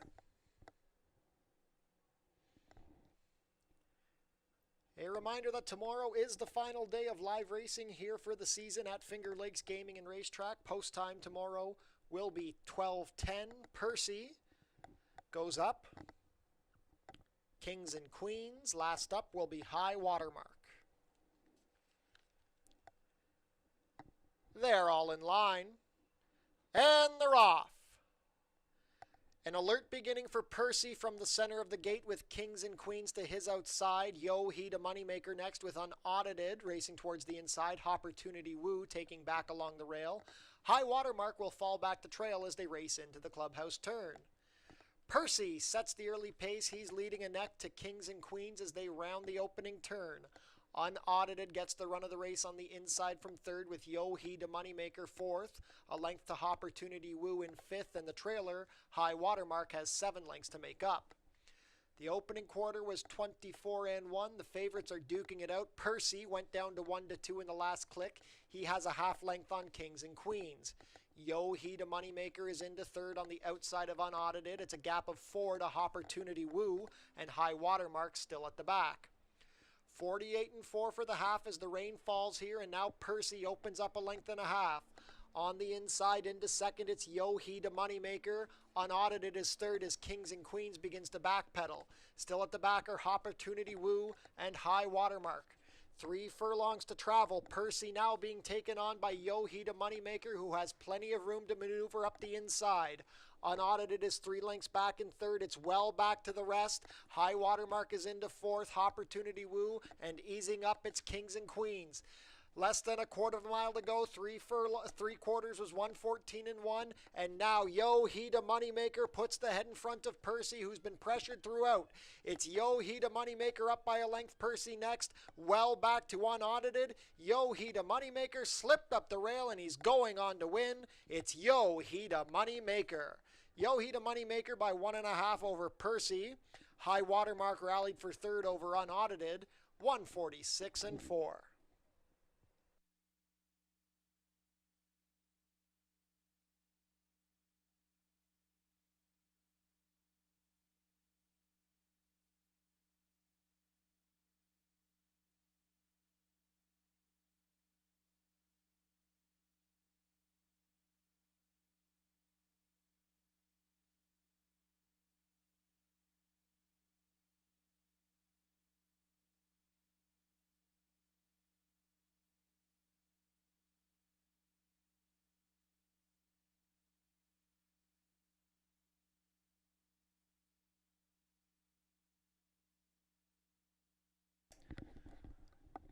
Unofficial in race 6, the winner is number 4, Yo He to Moneymaker.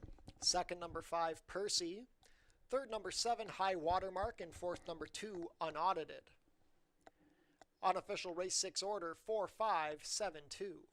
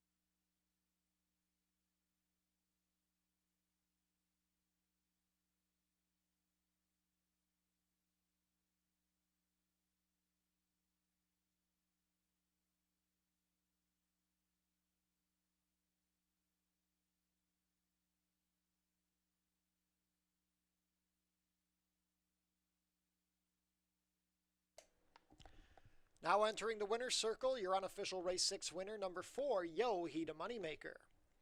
Yo Hida Moneymaker is a 3-year-old bay gelding by Yoshida out of Stormy Salute, bred here in New York by John Larillo. Ridden to victory today by Michael Davila Jr., Yo Hida Moneymaker is trained by Luis Gutierrez for Antonio Carrasquel. Yo Hida Moneymaker takes the drop and gets his second lifetime win, rallying up the inside to complete the 1 mile and 1/16 in a time of 1:46 and 4. Congratulations to the connections of Yo Hida Moneymaker. It's official. Prices are up. $14.90 to win, $3.90 and $2.62. Second, number 5, Percy, $2.38 to place, $2.10. Third, number 7, High Watermark, $2.96 to show. $2 double, $31.48. The $2 exacta, $24.66. 50-cent try, $15.59. 10-cent super, $12.74. 50-cent pick 3, $18.12. And the 50-cent early pick 4, $97.38. Race 7, coming up next, 17 minutes to post.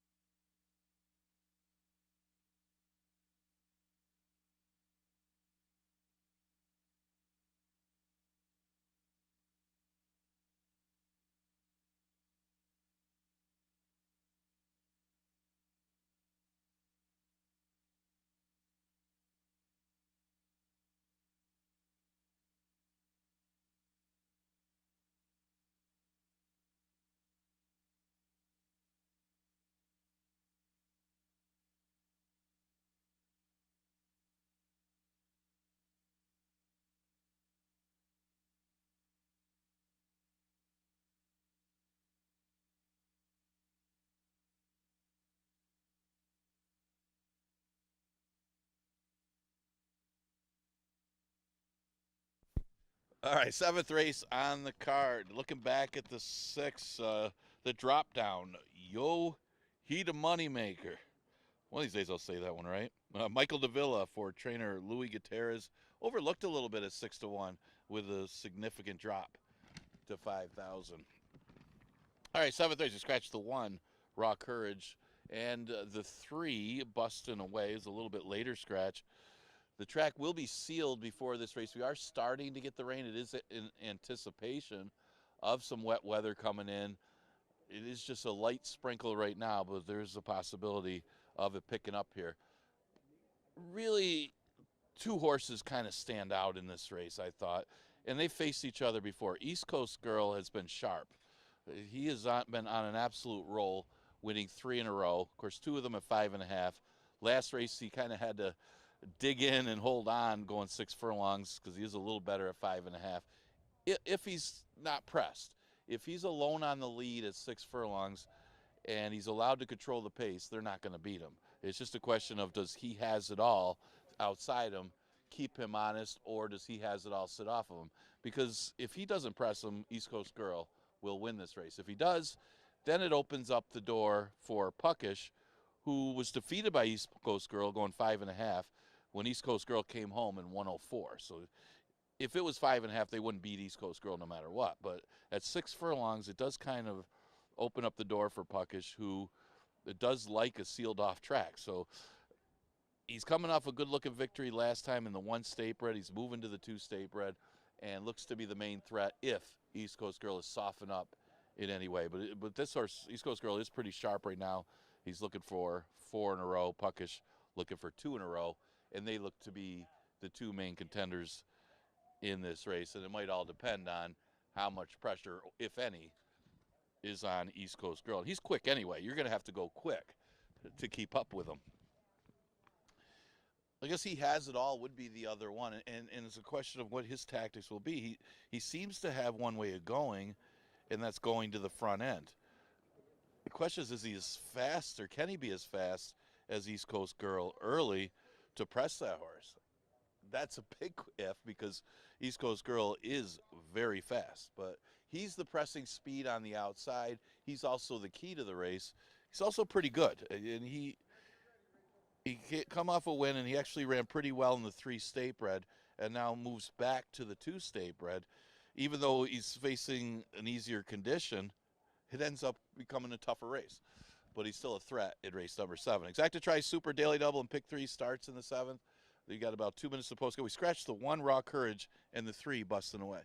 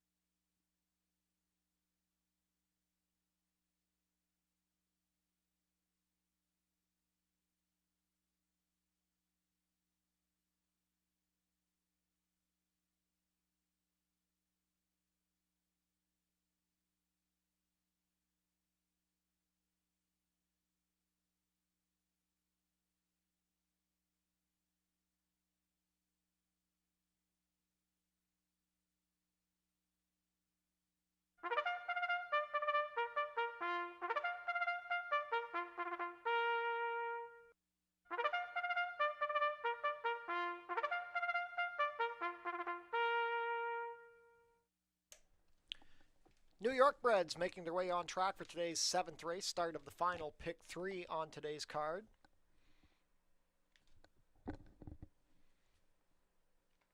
Let's meet the field. Scratch number 1. Number 2 is Pot of Gold, ridden today by Emmanuel Di Diego. Scratch the 3. Number 4 is East Coast Girl. The rider is John Barrios.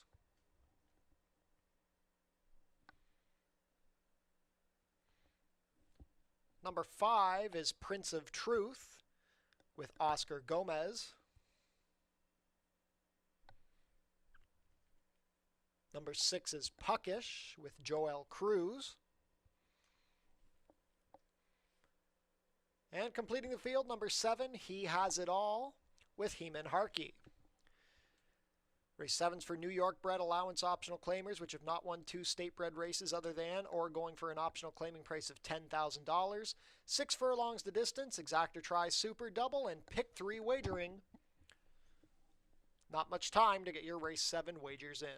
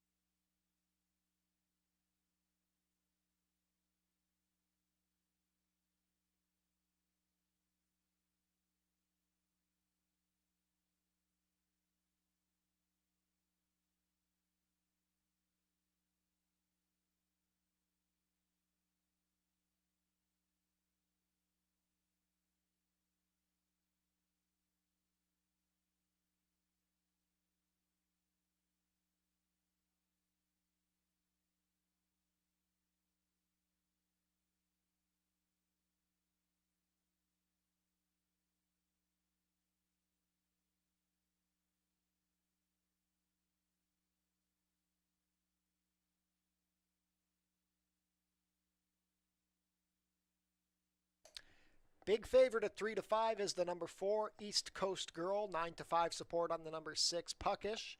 This race starts the final pick 3 on the card. Not much time left to get your race 7 wagers in.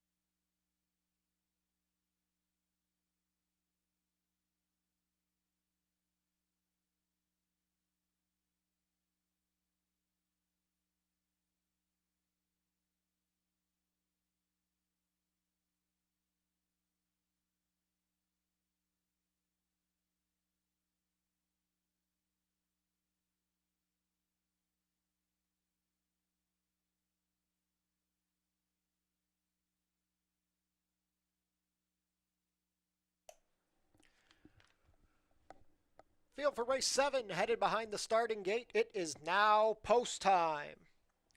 Favoritism close between East Coast Girl and Puckish. Even money on the 4, 6-5 on number 6. Final pick 3 of the day starts here in this New York bred allowance optional claiming event. First up is Pot of Gold.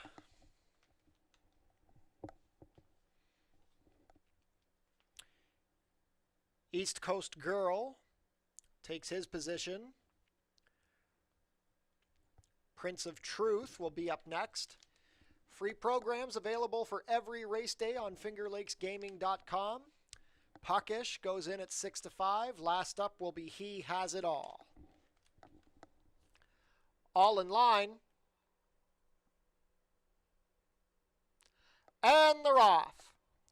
Perfect beginning. They broke in a line. East Coast Girl going for the lead with He Has It All to the outside. These two quickly open up 3 lengths on the others. Between horses, Prince of Truth to his outside Puckish, and Pot of Gold can see them all. They spread out 8 lengths front to back. It's a speed duel up front between East Coast Girl and He Has It All. They went the opening quarter in a quick 22-1. Good position on the inside from third for Prince of Truth. He's racing a length and a half better than Puckish, and Pot of Gold has fallen back in last. Just over 5/16 of a mile now. East Coast Girl is trying to get away from a stubborn He Has It All. Prince of Truth getting a little closer from third. He's about to be joined by Puckish, who's traveling well. Pot of Gold is out of contention. The half was 45-2 at the head of the lane. East Coast Girl has not been able to shake off the challenge of He Has It All. Now Puckish has room to split them. He Has It All tired, but Puckish puts the head in front of East Coast Girl. East Coast Girl not giving up the fight, but Puckish has had too good a trip. East Coast Girl tries to fight back on the inside. It's these two, Puckish and East Coast Girl. East Coast Girl, I think, got up in the photo. Prince of Truth was third, and then Pot of Gold rallied for fourth. 6 furlongs in 1:11-2.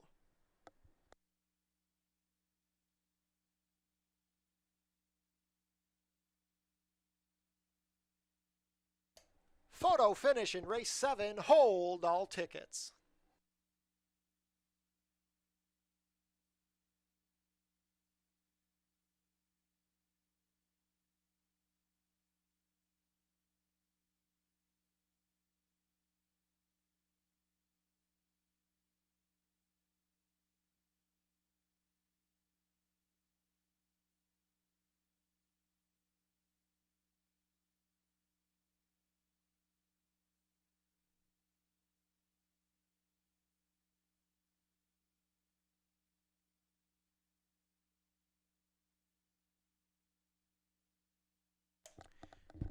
In the win photo, it's the number 4, East Coast Girl, over the number 6, Puckish. Third, number 5, Prince of Truth. Fourth was the 2, Pot of Gold. Unofficial race 7 order, 4-6-5-2.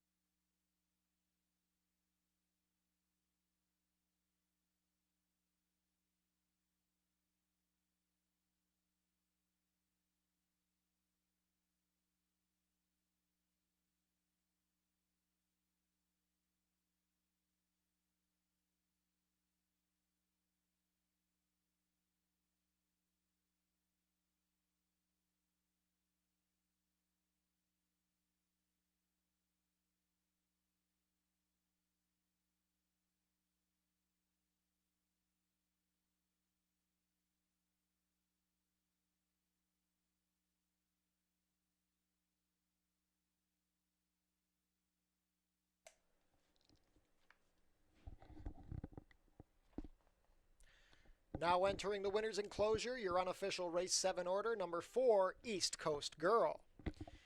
East Coast Girl is a 5-year-old dark bay or brown wriggling by Lauban out of Micah City, bred here in New York by Mr. Amore Stables. John Barrios with the winning ride. East Coast Girl is trained by Caitlin Gutterson for Island View Farms. That's 4 consecutive wins for East Coast Girl, his 8th win in 19 career starts. He digs back in to complete the 6 furlongs today in a winning time of 1:11-2.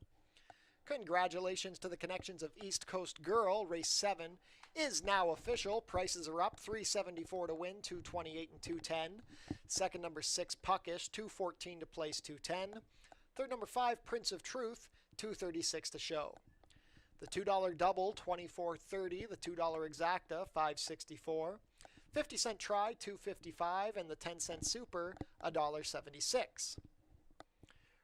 Race 8 coming up next in 20 minutes.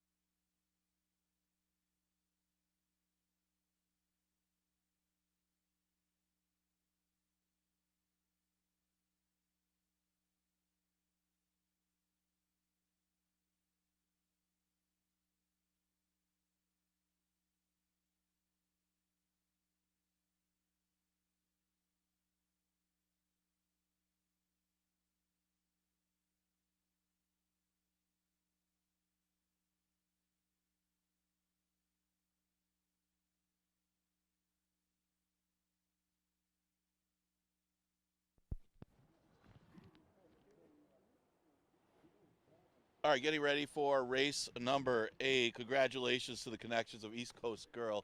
What a good-looking performance today. He definitely earned it, where he got some pressure from He Has It All. Expected to do so, but he was able to just hold off Puckish, who was able to have a run at him, but East Coast Girl still just sharp right now. 4 wins in a row for East Coast Girl. John Barrios for Caitlin Gutterson.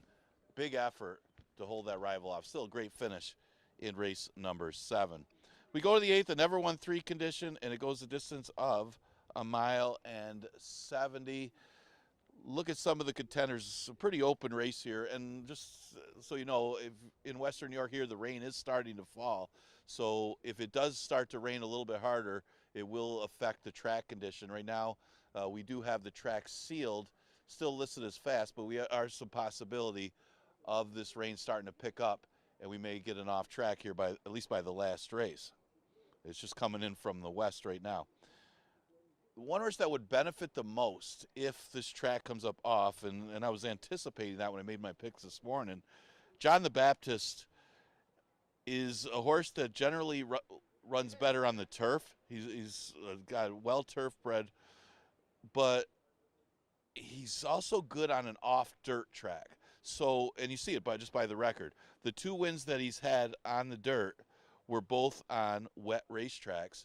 I mean, last race he took advantage of a strong speed favoring racetrack, but he dominated that field when he was able to get the lead, considering that it was an off track certainly helped. Now, if this track, if we do get a little rain before this race, got a few more minutes, maybe not getting the rain that I expected, John the Baptist certainly steps up. The 5 horse is Neptune Beach. Neptune Beach has been kind of more of the underneath type lately, as he's putting in a late run and finishing 2nd and 3rd, but he's been consistent as far as putting in that mild late run to get in the money. Can he time it right here, or can it work out his way here that he could get up to get the victory? Neptune Beach has to be a player when you're considering, especially if you're playing underneath stuff like exactas, tries, supers. The horses run against this competition and just keeps running well and has a numbers edge on most of these. The big question mark for me was the 7, Good As He Gets.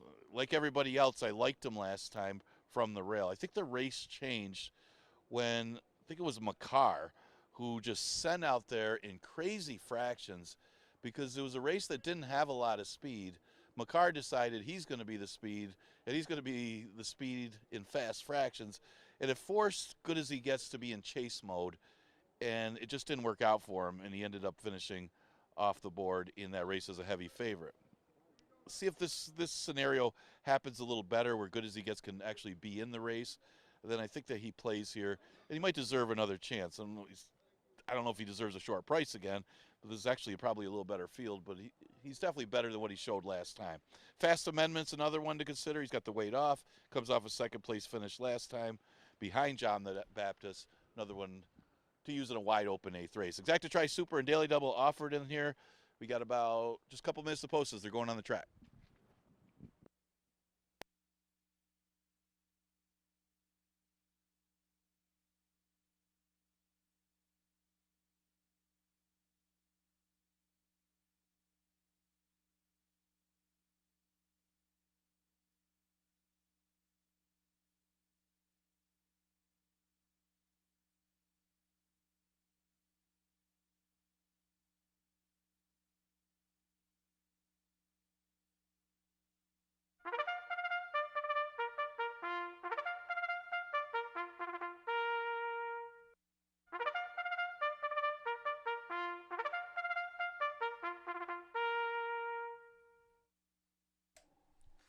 Field for race 8 is making their way on track. Start of the late double on today's card. Field of 10 to kick off the late double. Post parade number 1 is 4 Eyes, ridden today by Andre Worry. Number 2 is John the Baptist with Emmanuel Di Diego. Number 3 is Makar with Jeremiah's Flores. Number 4 is Break the Fall with Luis Pena. 5 is Neptune Beach with Christian Navarro. Number 6 is It's Not Over Yet with Oscar Gomez. Number 7 is Good As He Gets with Raylu Gutierrez. Number 8, Fast Amendment, ridden today by Alexa Marie Cintron. Number 9 is Manny Penny with Joel Cruz. And completing the field, number 10, Fazaro. The jockey is John Barrios. Race 8 is a $5,000 claiming race for 3-year-olds and up, which have never won 3 races, going a distance of 1 mile and 70 yards. Exactor Tri Super and double wagering.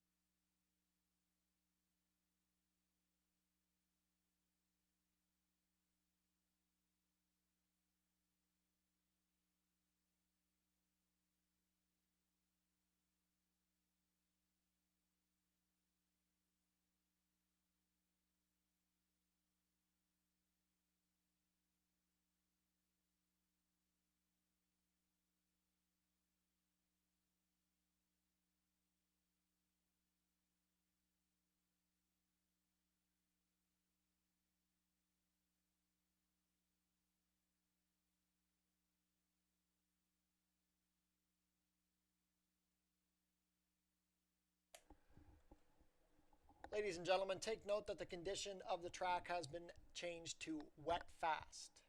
We are on a wet fast surface coming into race 8.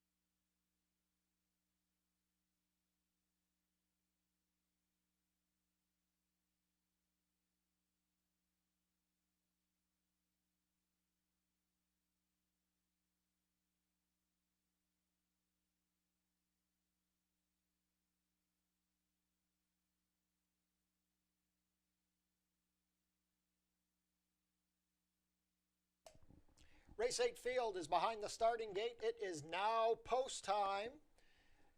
Your 9-5 favorite is the number 7, Good As He Gets, field of 10 to go 1 mile and 70 yards in the first leg of the late double on this Tuesday here at Finger Lakes Gaming and Racetrack.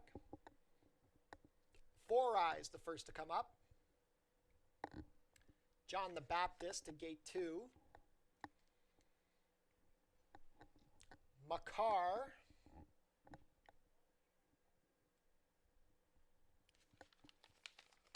Break the Fall to gate 4.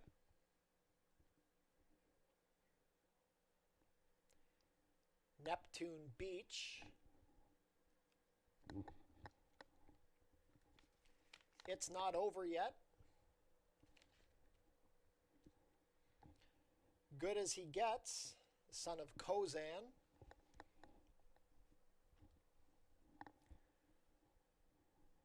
Fast Amendment.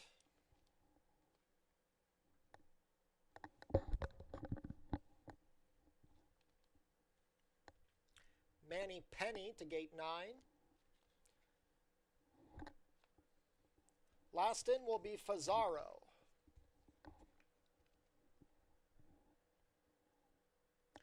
Fazaro steps up. We're all in line. And they're off. Break the Fall was out of Brit slowly. Four Eyes from the inside showing some speed, but It's Not Over Yet. Hard pressed for the early lead. Makar also showing up. John the Baptist going to be third with Four Eyes, falling back to fourth on the inside. Following that one is Break the Fall, who's recovered after the slow beginning. Good As He Gets and Fazaro out widest. On the inside towards the back is Neptune Beach, and the trailing duo are Fast Amendment and Manny Penny. They're pretty well condensed as they turn into the backside. Only 7 lengths front to back for this field of 10. The opening quarter was 24 seconds flat. Leading the charge is Makar, but he's now being taken on out wide by Fazaro. Advancing on the inside, racing wide throughout, room up the inside for Neptune Beach, who's closing well. It's Makar trying to cling to the lead, but Good As He Gets is storming down the far outside and seizes control. It's Good As He Gets, and Raylu Gutierrez going to win as they please. Good As He Gets by 4. Makar holds second, then Neptune Beach and It's Not Over Yet in a photo for show, 144 and 4.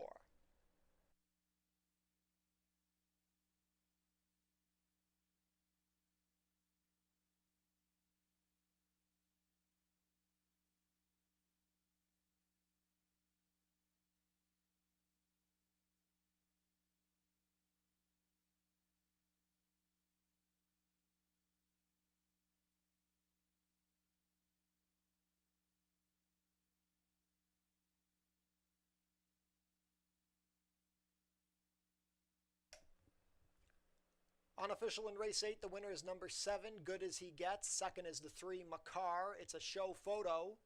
Hold all tickets.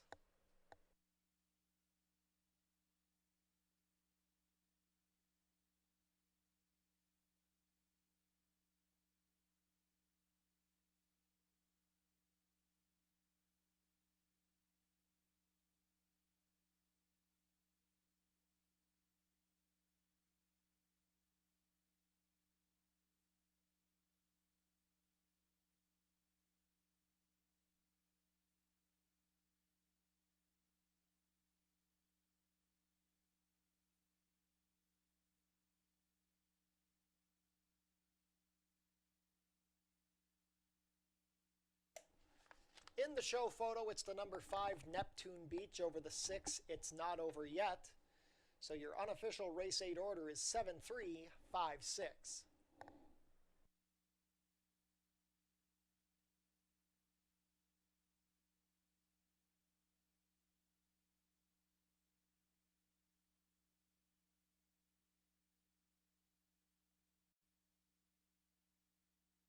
Win for Good As He Gets, who rallies to complete the mile and 70 yards in a time of 1. And the 10-cent super, 336.98. Race 9 closes out the day here at Finger Lakes. We have 18 minutes to post.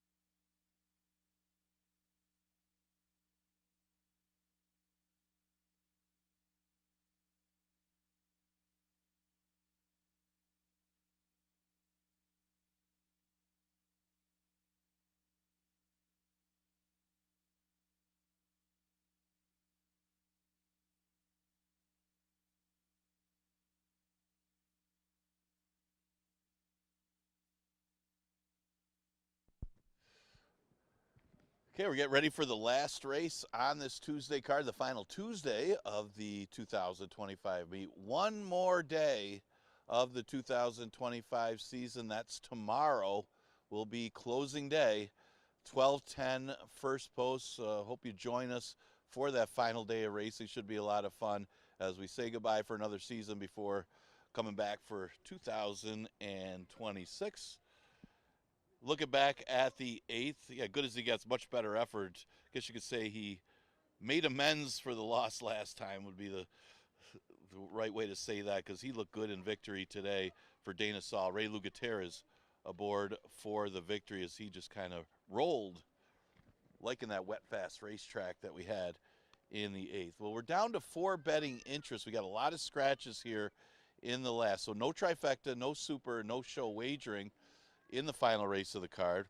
We scratched the 1, the 2, the 4, the 6, the 8, and the 9. So a lot of scratches in the last. Obviously, it changes the race dramatically, takes a lot of the speed out of the race, number 1. And you're left with 4 good ones. It's still a competitive race with the 4 horses that are left. Seems like the speed comes from the 5 and the 10. 5 probably the quicker of the 2 because he's inside the 10. And then you got Rumint, who looks like class-wise is better than these. But I think the only issue with Rumint will be the distance. This one cutting back in distance to 5.5 furlongs. And to me, that's the only question. Now, if the 5 and the 10 do battle, they both like to be forwardly placed. He should have something to run at. He obviously dominated a route. There wasn't much speed in that route that he won, but he dropped in class, and he did it quite convincingly in that race, and he did it over and off track as well. So he's better than these, but again, he's going to have to run the speed down, and that's the only question. You only got 4 horses, 3 other rivals that he's got to run down, so he's got to kind of hope that he runs his best race and he can handle going shorter. Obviously, by money, he's going to like the off track.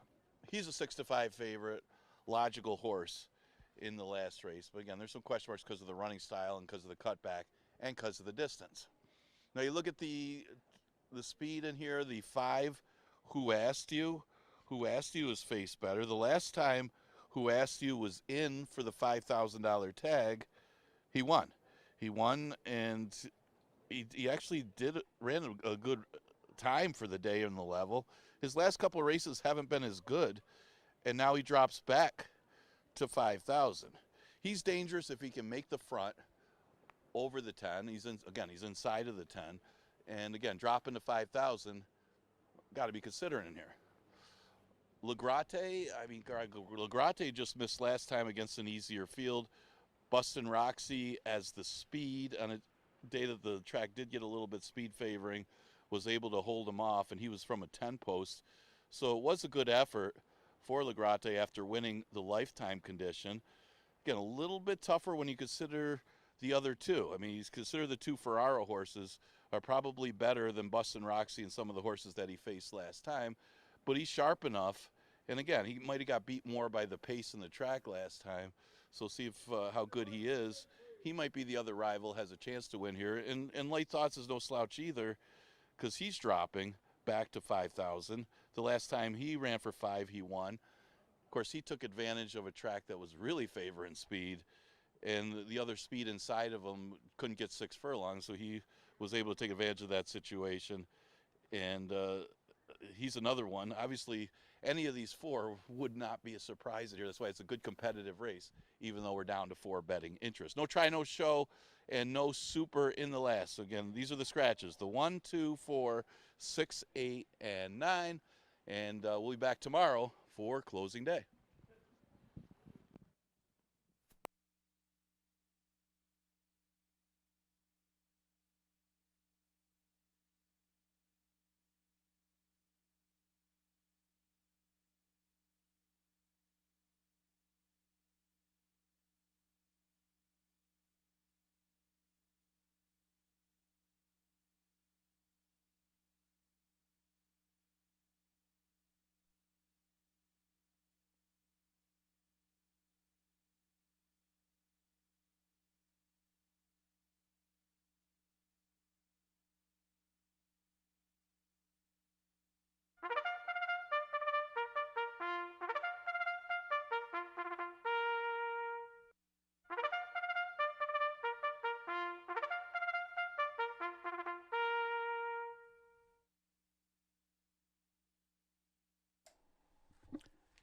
Call to post for today's 9th and final race.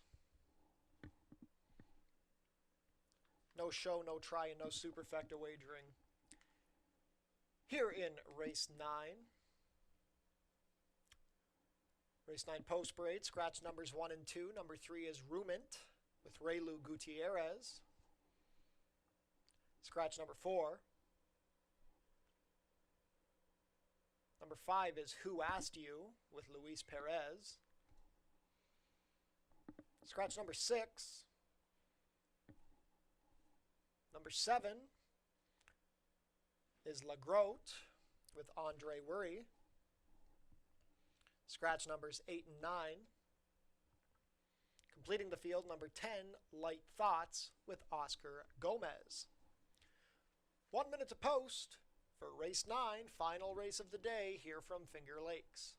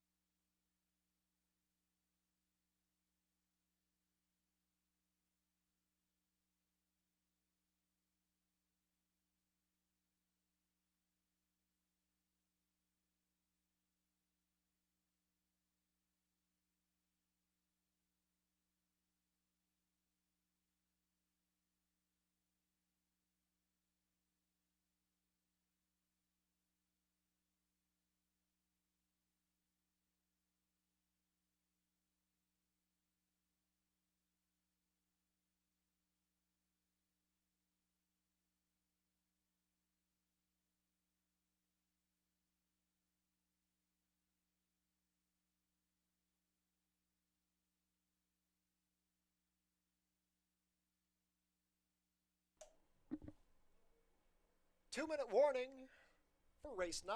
2 minutes to get your race 9 wagers in.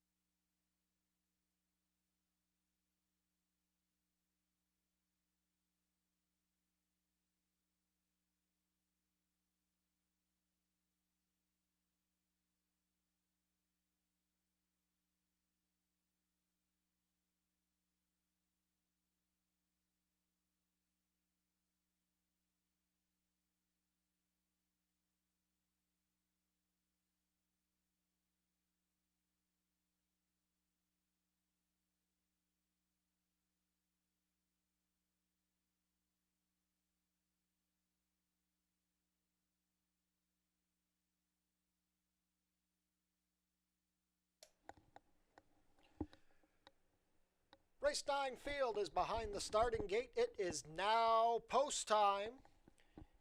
Your 4 to 5 favorite is the number 3 Rumant. 2 to 1 support on the 7 LaGrotte. Field of 4 to close out the Tuesday card here from Finger Lakes Gaming and Racetrack. A reminder that tomorrow is the final day of racing here for 2025. Free programs are available online at fingerlakesgaming.com. We hope to see everybody out here supporting Finger Lakes for the closing day of our 2025 season. Light Thoughts has stepped in and we're all set for the nightcap. And they're off. LaGrotte was out a bit slowly, going for the lead from the center. That's Who Asked You. Light Thoughts on the outside, and Rumant also hustled along to keep up. It's 5 lengths back to the trailer, LaGrotte. The rain falls as they race down the backside. The lead belongs to Who Asked You, and neck to Light Thoughts on the outside. Rumant gets the run in the race from third on the inside, and now trying to catch up is LaGrotte. They race into the far turn. The opening quarter was 22 and 3. It's Who Asked You trying to shake clear of a persistent Light Thoughts. Rumant biding his time from third, and LaGrotte has been gaining with every stride. They reach the quarter pole, room up the inside for Rumant as Who Asked You drifts off the inside. Light Thoughts going very wide, and that gives LaGrotte plenty of racing room. It's these three at the head of the lane. LaGrotte moving well up the inside. Rumant between horses. Who Asked You? LaGrotte takes the lead, but Rumant is right there from the rail. It's these two. They've both gone from the back to the front, and Rumant is finishing better. Rumant will go on to win. It's Rumant by 2 over LaGrotte, Who Asked You, and then Light Thoughts, 5.5 in 105 and 1.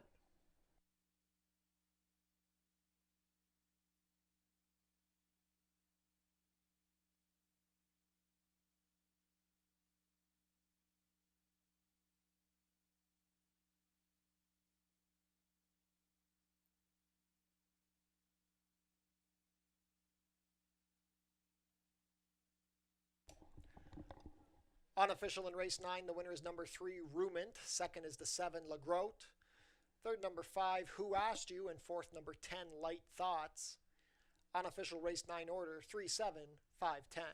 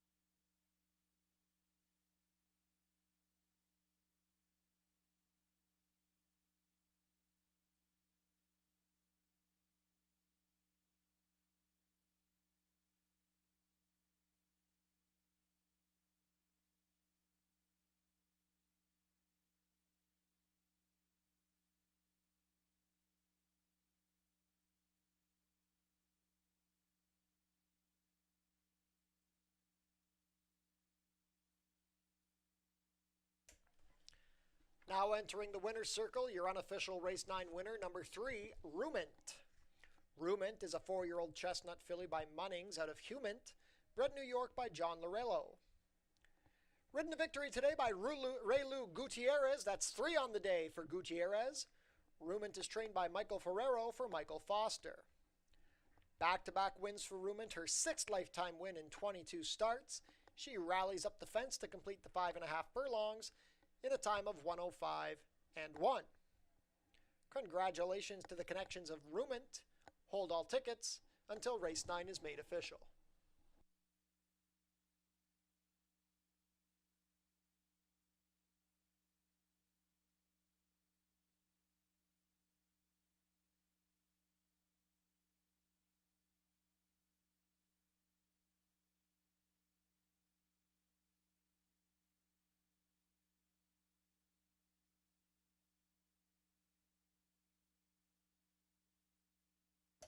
It's official. Prices are up. Rumint pays $3.28 to win, $2.26. No show wagering in race 9. Second, number 7, Legrot, $2.92 to place. $2 double, $16.96. The $2 exacta, $8.52. 50-cent pick 3 returned $5.23. 50-cent pick 4, $38.62. And the 50-cent late pick 5, $141.31.